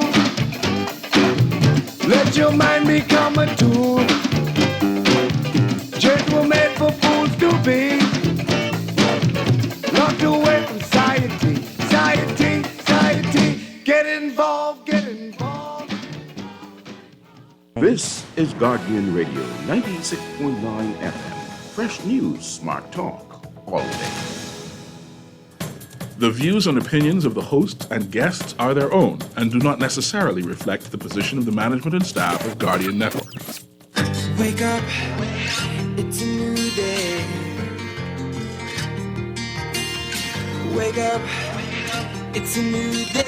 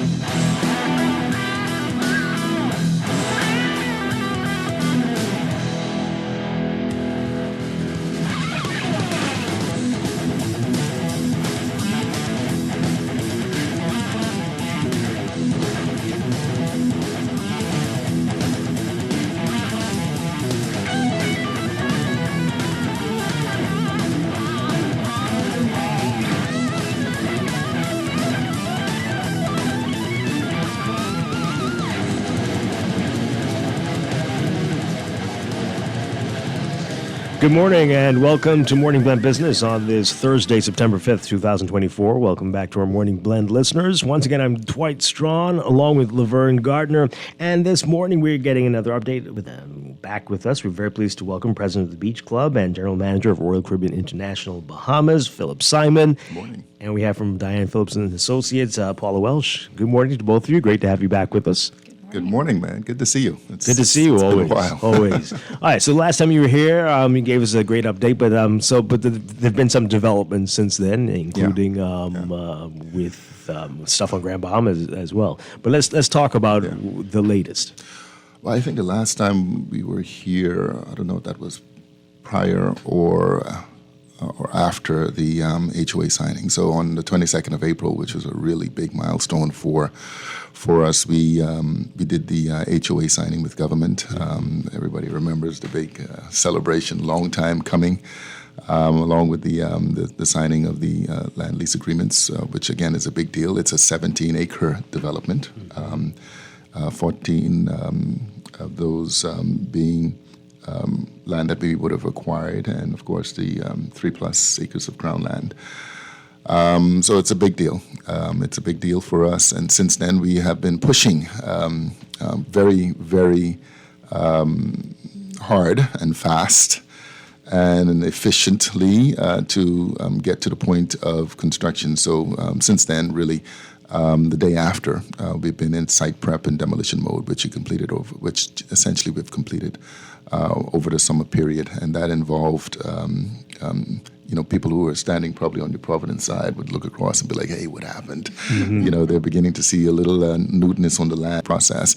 But again, we had up to 80% of the property was invasives. Everybody would have seen through tours that we would have done and showing, the different structures. Again, the properties were owned by previous homeowners. They were abandoned. Some of them were falling into the harbor. The images are there. So a pretty disturbed piece of property. And a big part of what we're doing at the Beach Club is going to be to bring it back to its natural state and beauty. Yeah. But again, there's a process that we have to go through, and that's a part of the reason why we're here today, and just to provide an update. So the site demolition would have included the removal of those buildings. Site prep would have included the removal of a lot of tanks, believe it or not.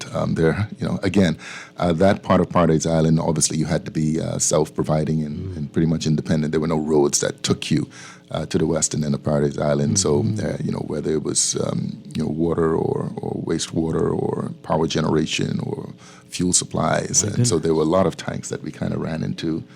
I think almost a dozen of them that were not originally part of what we scoped out. And so, again, all part of the process, not terribly uncommon in the development world, but again, something that we had to kind of deal with and still dealing with. But we're just about there. Yeah. So how much longer do you think it will be? Site prep demolition phase, pretty much complete. Okay. Pretty much complete. And so now we move into construction. So it's just a matter now of getting, permitted, to begin now, the civil works and infrastructure prep. We are just about there with our master plan. Of course, you need that fully completed so you can get to the design documents, obviously, just about completed, and then construction documents, which would follow that. And then you take those in to get permitted. And once that is done, we are off to the races. And, the intent is that we are going to be open in 2025. Only a few months away from 2025, eh? No. Can you believe that? So the timeline is pretty much intact as the 2025. I would say Q4 of 2025. That's what we're pushing for. Very ambitious, yes. I know people listen and be like, wait a minute, you've only got like, maybe 15, 16 months at the most. But yet that is still the goal, and we intend to keep that deadline. Yeah. Wow.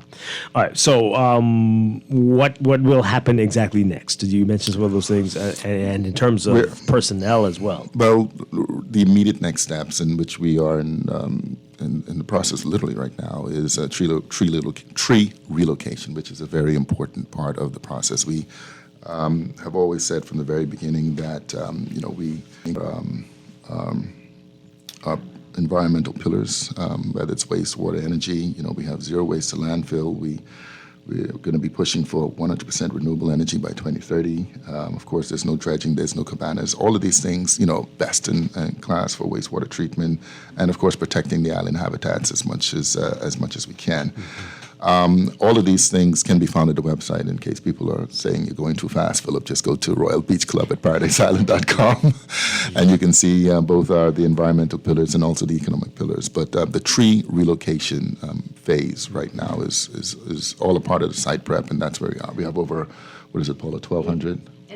You want to talk on that mic there, Paula? It's almost 2,000 trees that we are in the process of moving and working with. 2,000. It's an incredible process. We were just going through every single plant. Every single counted. Single one. It was pretty incredible to watch it, and the amount of time they're taking to actually go through every single tree. It was described when we were there the other day that it's almost like a jeweler looking at a fine diamond and scoping to see, does this tree have an infection? Is there a problem? But every single one of them. So if you remember looking at that island and seeing how lush it was just from far away, you didn't realize what was actually happening. And then when you look and you realize there's a team of people, the extent that Royal Caribbean has gone to invest in this and the environmental aspect of it is pretty incredible. Wow. We're keeping our promise. It's obviously thousands of trees, but 70-80% of the greenery was invasives, and by law and by policy, So really, the focus now is on native and protected trees, and again, the policy per the DEPP is if you're going to remove a native tree, you have to replace one. If you're going to, if a protected tree gets damaged or you have to move, you have to replace it with 3. So, those are things that we're all paying close attention to. Delicately, carefully, trying to keep as much as possible of them. But of course, all of the invasives have been removed because they're just not good for the environment. Right. Those lovely casuarinas that in the pine that you see, that is a part of what we might call the native environment, the beach environment. They're literally not the best trees for beaches, and so they had to be removed as well. But paired with that also was the damage and so many of those trees that you didn't realize because the white flies or the termites and the damage from woodpeckers. There were trees that you just didn't realize had all of that happening either.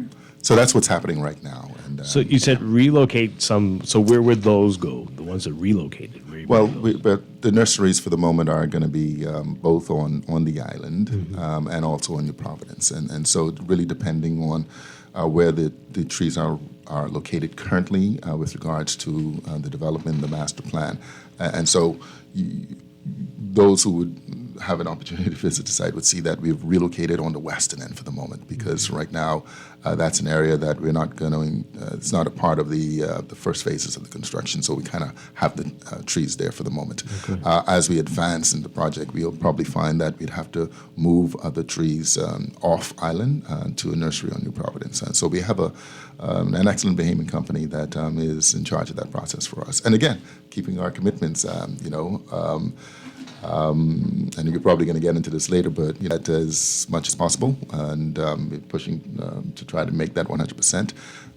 The engagement of Bahamian companies to do all of the work. Well, every contractor on the island is Bahamian. Currently, every company, every separate company that you had there is Bahamian. Yeah. That's a commitment, yeah. All right, so, I mean, you, as you said, evaluating all these trees, has this caused a change in the original plans we saw from months back? Have they been adjusted as a result of findings, or is it sticking to what we initially? We're sticking, and you'll find that master plan on the website. Obviously, it's evolved a little bit since then. Very dynamic process, but we're pretty much sticking to the concept that persons would have seen. Okay. It's the ultimate, little advertising, the little ultimate pool and beach day at the Royal Beach Club in Paradise Island. That's the focus. All right, so let's talk about the staffing of this when this opens next year. Give us an update on what will be happening with that and what people who are interested need to know right now or to take advantage of all the opportunities. So again, it's a partnership. It's a partnership with the Bahamian people, the government, and Royal Caribbean. And as a part of this very unique partnership model, again, we're outsourcing all of the service contracts to Bahamian companies. And so staffing, for the most part, would occur through the Bahamian companies that provide the different services, the food and beverage, waste management, towels, IT, medical services, and the list goes on and on. And so the intent is to find, best partners, best-in-class partners for all of those. We're going to send out RFPs. And begin to really advertise, that structure, let's say Q1 of next year. Persons can expect to see us being a little more active in that regard. But again, the hiring will be done through our third parties for the most part. Of course, we'll have a management structure on top of that. You would have seen recently, we recently hired our Director of Environment and Sustainability. We also hired a Harbor Master. We'll be looking to hire additional senior management positions, but hopefully in the near future, by November, we're going to be looking to identify the general manager, the director of finance,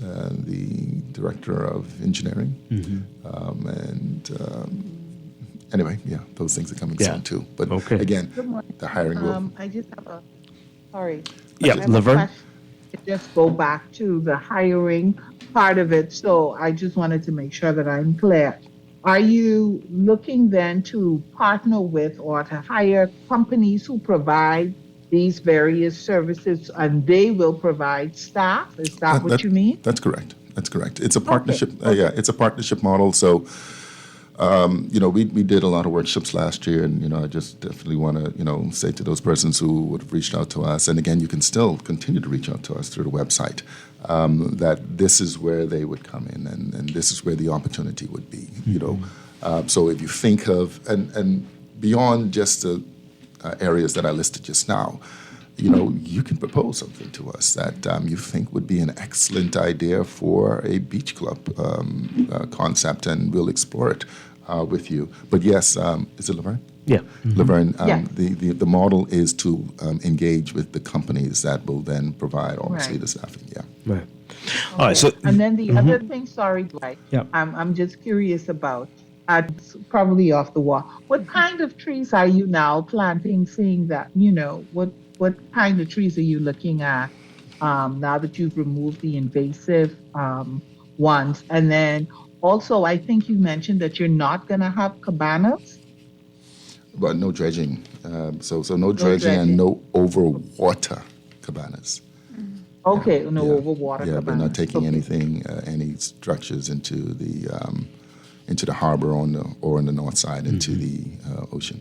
Texture says here, just as long as there are no juju trees, they don't taste good. That's what the texture says. Depends, right? Where they coming from? They coming from Fox Hill, I mean, come on. Hopefully you'll have some sea grape and cocoa plum trees. Definitely. So there's a whole, there's a whole strategy and plan to make this as native and as lush and as beautiful as possible. People may not see that right now because, and again, I'm stressing, Dwight, that it's a part of the process that we're going to go through. Yeah. When you have such a high percentage of invasives, you have to remove them. Mm-hmm. And but we are going to obviously replant, relocate, add.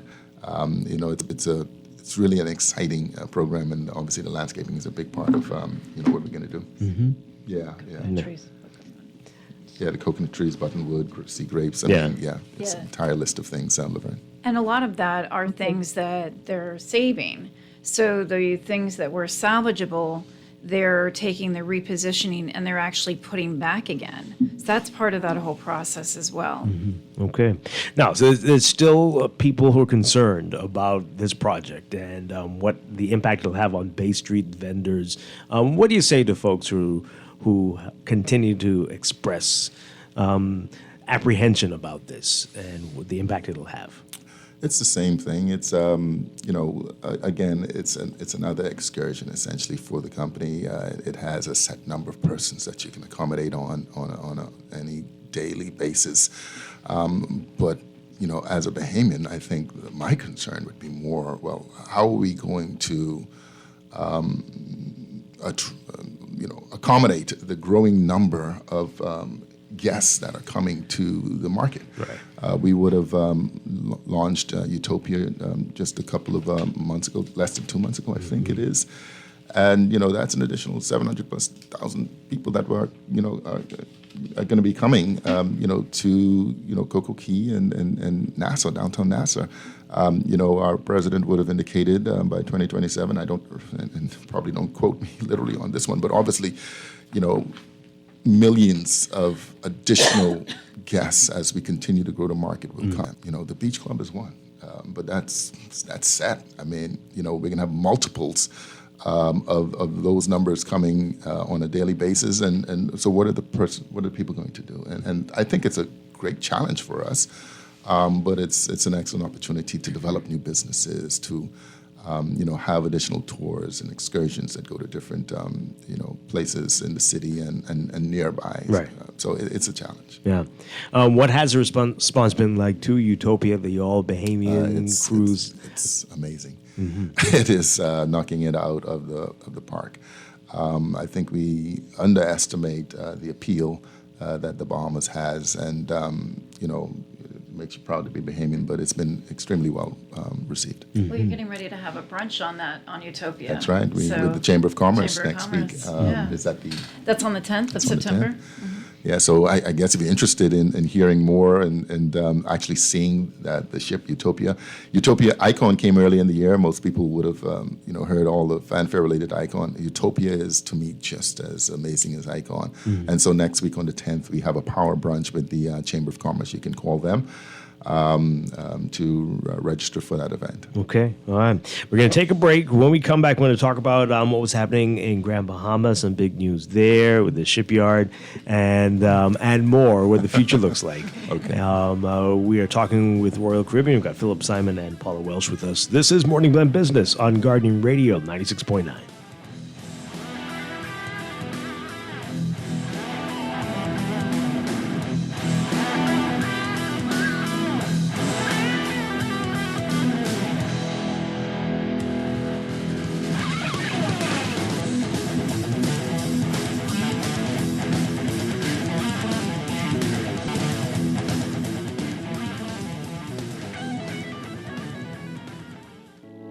Earning zero interest on your savings at the bank? With as little as $100, you can start earning interest on your money while you're sleeping, eating, or standing in line at the bank with the CFAL Savings Express Plan. Ready to invest? Start by putting $1,000 into our mutual funds and earn interest there too. Because at CFAL, your interest is our interest. Visit CFAL.com to start now. CFAL, growing wealth for future generations of Bahamians.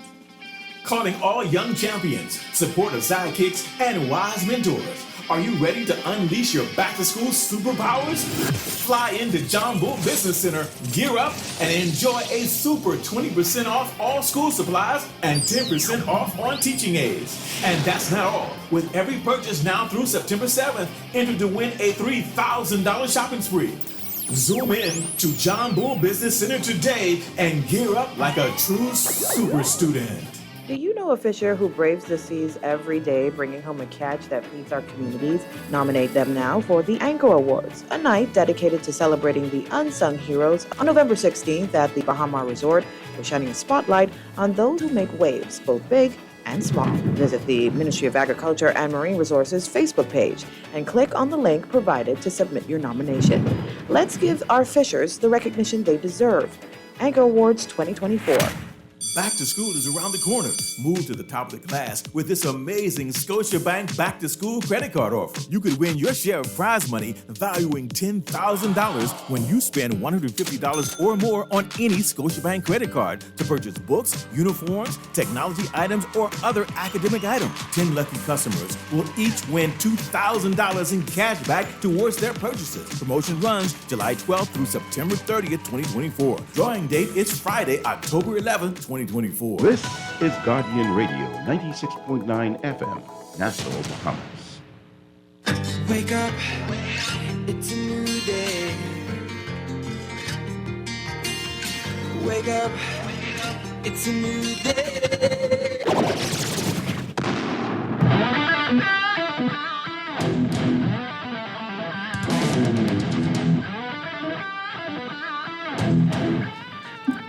And we are back with Morning Blend Business on Guardian Radio 96.9. Dwight Strachan along with Laverne Gardner.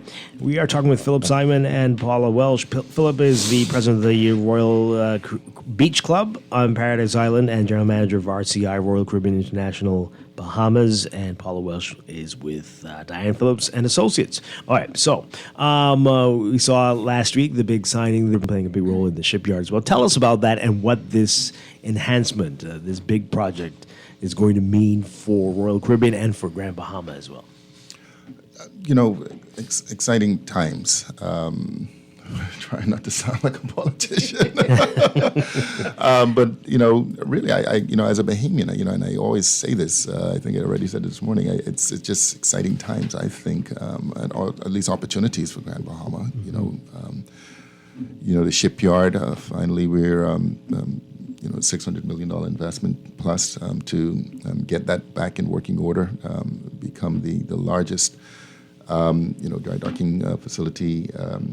This side of the world, to accommodate ships as large as Icon. And so it would represent a tremendous opportunity for the cruise industry. Again, obviously for our partners in this initiative. It's a partnership with Carnival and the Grand Bahama Port Authority and Royal Caribbean. And so, having to not, go to, Europe for services and doing it right here in the Bahamas. And then, of course, growing, that shipyard and the number of employees and the skills and the expertise that's required. You would have seen last week, we had our first cohort of the apprentices that would have gone to the UK for training, and just really outstanding young men. I was so proud just listening to them do the interviews afterwards, and then that'll be ongoing, and so that's all a part of the program. So yes, it represents a really great opportunity for the Bahamas as well as the investors. Mm-hmm. Yeah. So we keep hearing it every time we talk about this stuff. There are people who feel that they cannot touch the benefits that the cruise industry brings to the Bahamas. What can you say? What needs to happen for more people to understand? Why do you think that is?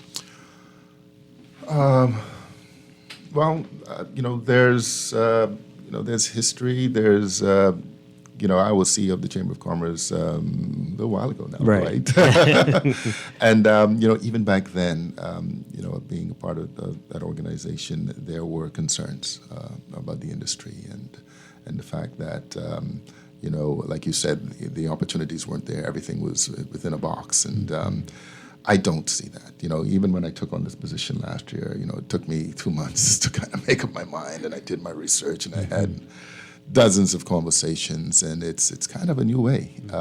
It's kind of a new way. I mean, without mentioning, our colleagues in the industry too much on the show, because we also have, Coco Key, and then we're doing the Royal Beach Club, and there are others. There's Disney, there's Carnival, there's MSC. There are opportunities, and they're growing opportunities, and it's just a matter of seeking them out or creating new ones. I get calls and emails all the time. Persons who are interested in connecting. They've got a product or a service that they want to offer, and I make the connection. I send them in the right direction, and obviously there's a process to go through, and there are standards, but they're not overwhelming. So I think it's just a matter of kind of just being a little more aggressive in terms of the outreach and arming yourself with the information. And then making the approach. It's not as overwhelming or as daunting as people would think. Right. The ships are. Getting bigger and bigger, right? I was just going to add, I think that Philip made a great point, and not saying it so, but I'll say it for him. Him taking on this role, putting a Bahamian in a leadership role like this, I think says a lot. And as he said, he spent a lot of time thinking about it. He wants to empower everything possible, and everything that they're doing is an example of that. And the other leaders in the industry, but it is. I think people can say that, and they may feel that way, and rightfully so, if that's what. But there is a lot of opportunity. And he mentioned the gentleman that had just come back, well, men and women that had come back from the UK that were in Freeport. The apprentice program. Yeah, the apprentice program. That's a great example of it. It's in so many different ways. I can tell you how many times that we've been out and we've met people that were former people that worked on a royal ship. And so it's contributed to people's lives one way or another. I it sometimes has. Yeah. As well. So, but there's still so much more to be built. Yeah. The Beach Club is a perfect example, Dwight. That, again, that's a unicorn that's very, very different from 10, 15 years ago in the industry. You have a direct partnership with the people and also with the government. And to outsource all of your service operations, that's not traditionally how cruise lines do it. But that is the way forward. And, you're going to see more and more of that.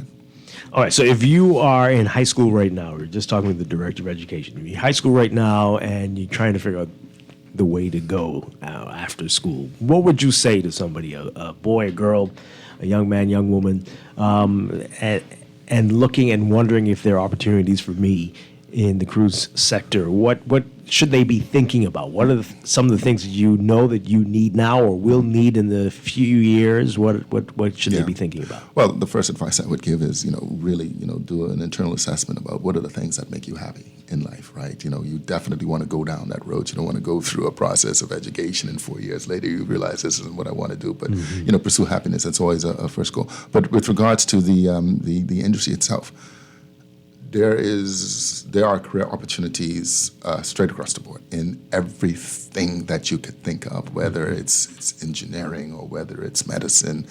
Obviously, there's hospitality. There's retail, there's design, there's architecture. I mean,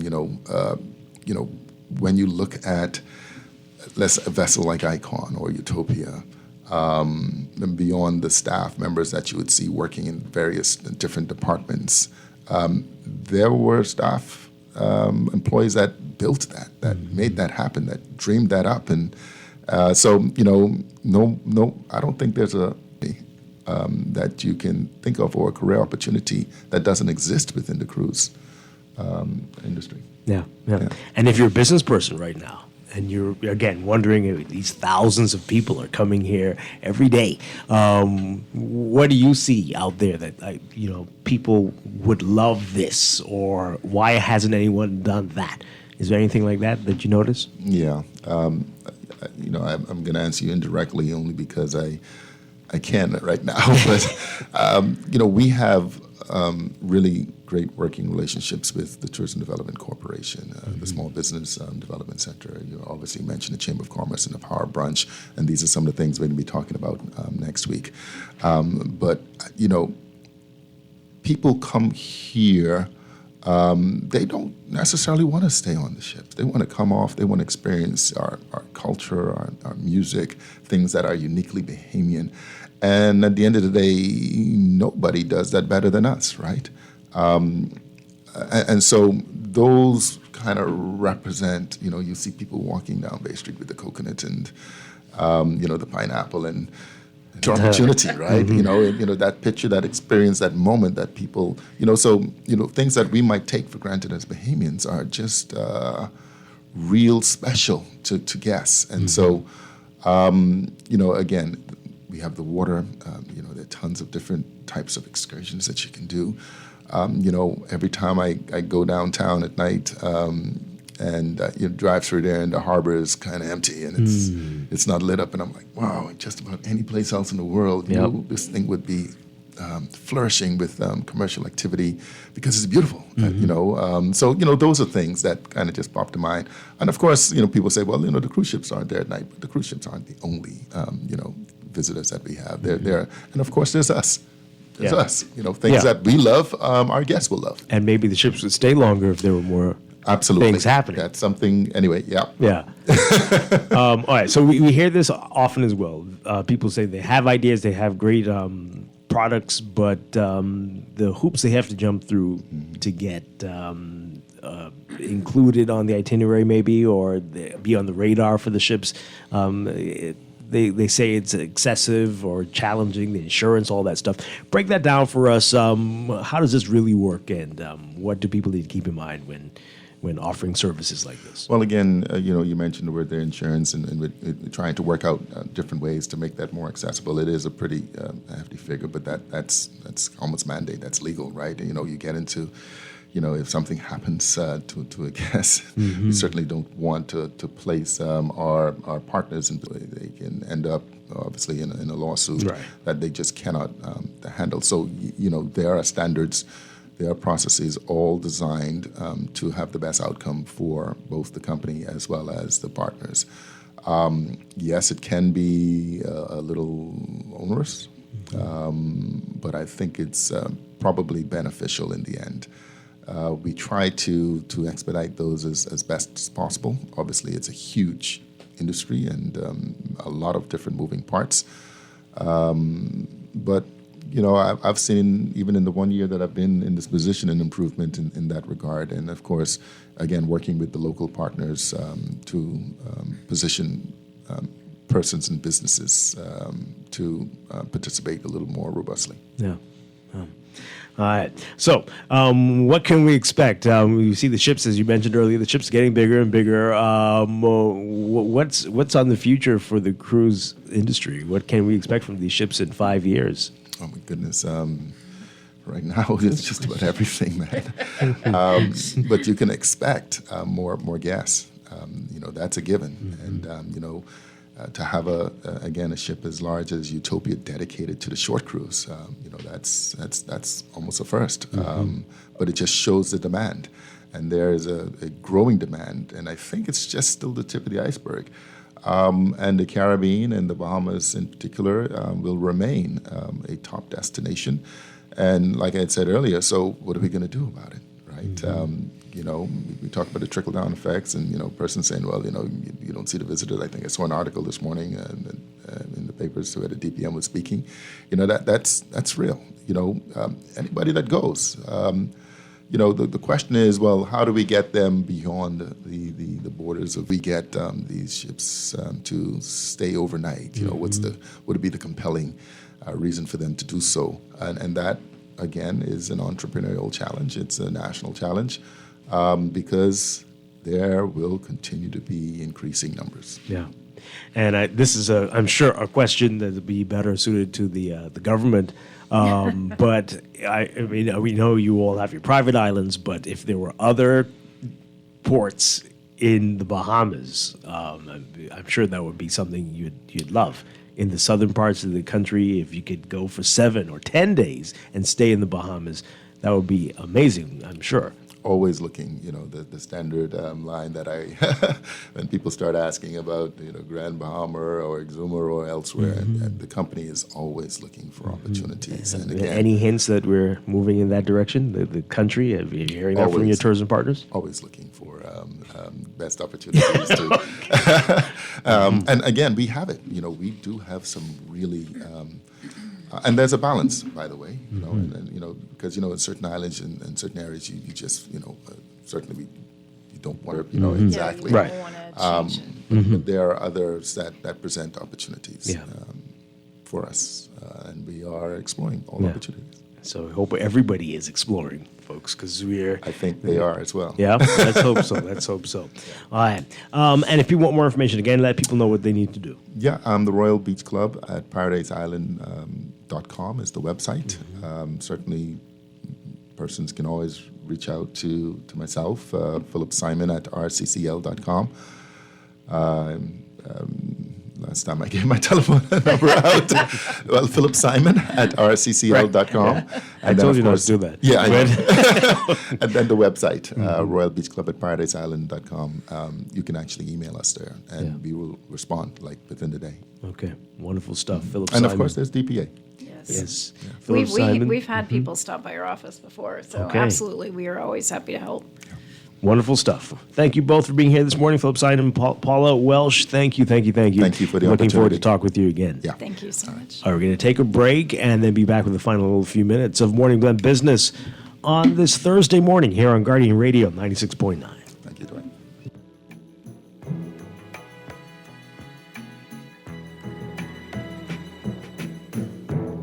Baby, let's cruise away from here.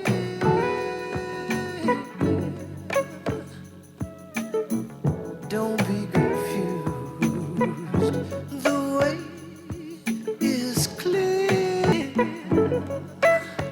And if you want it, you got it forever.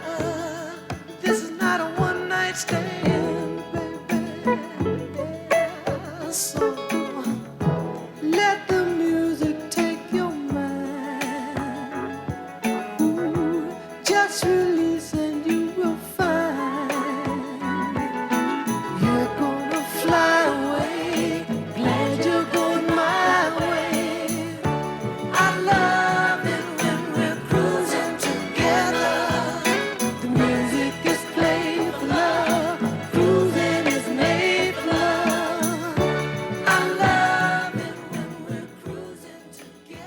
Ready to save?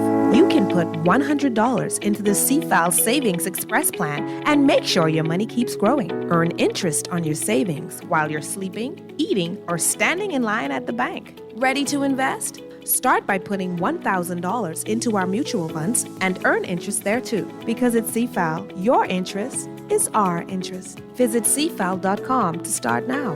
CFAL, growing wealth for future generations of Bahamians. Back to school is around the corner. Move to the top of the class with this amazing Scotiabank Back to School credit card offer. You could win your share of prize money valuing $10,000 when you spend $150 or more on any Scotiabank credit card to purchase books, uniforms, technology items, or other academic items. 10 lucky customers will each win $2,000 in cash back towards their purchases. Promotion runs July 12th through September 30th, 2024. Drawing date is Friday, October 11th, 2024. This is Guardian Radio 96.9 FM, Nassau, Bahamas.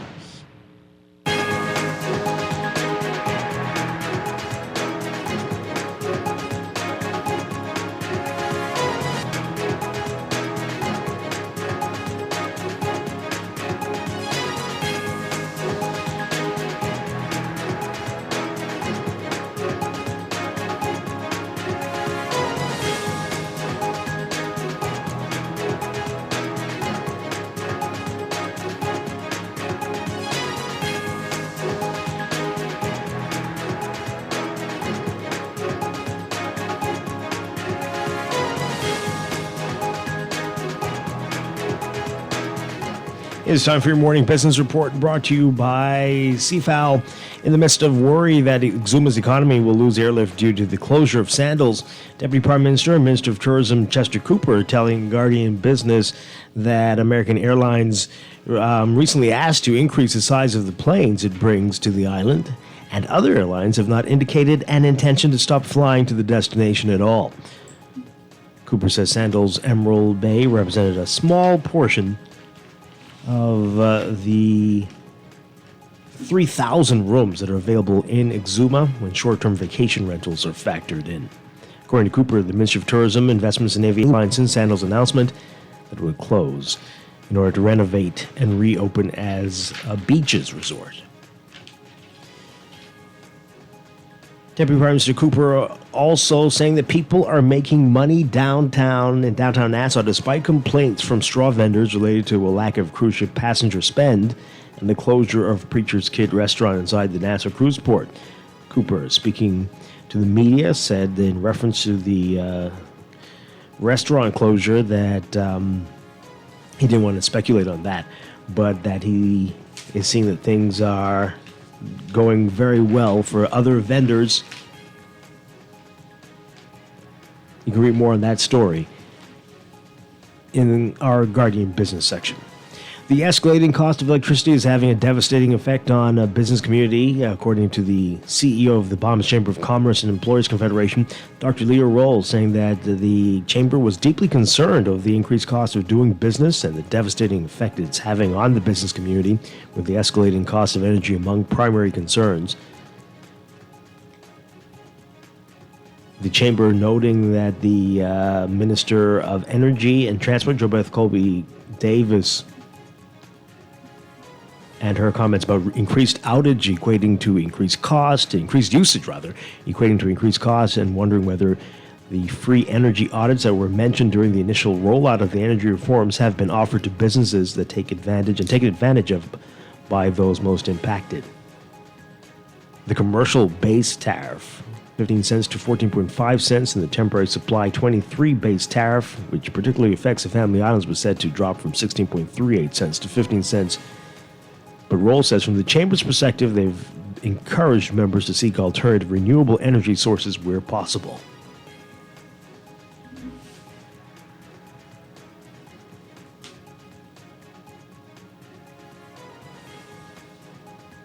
Overseas, U.S. federal regulators responsible for the safety of the U.S. drug supply are still struggling to get back to where they were in 2019 before the COVID-19 pandemic upended factory inspections in the U.S. and across the world.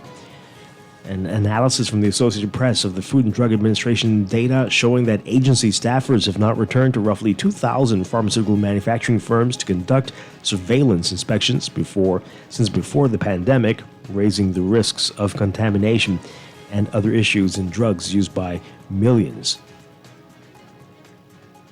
Closer to home in your Market Watch, recapping trading on the BISX from Wednesday. Your market movers, Bahamas First Holdings, moving 2,000 shares, closing unchanged at 210. Doctors Hospital moving 30, unchanged at 1050. Consolidated Water down 5 cents, closing at 522. Emira Incorporated up 3 cents, closing at 928. The BISX All Share Index closing at 2,951.49, down 0.02. That's your Market Watch. And that is your morning business report, brought to you by CFAL, growing wealth for future generations.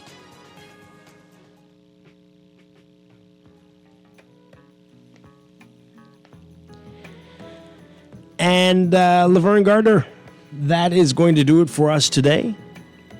Thank you so much for being here. Always a pleasure. I'll talk with you again next week. Have a great. Okay, bye-bye.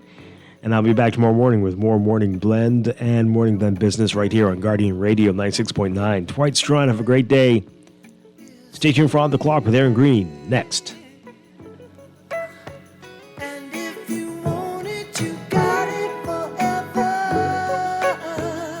This is not a one-night stand, baby.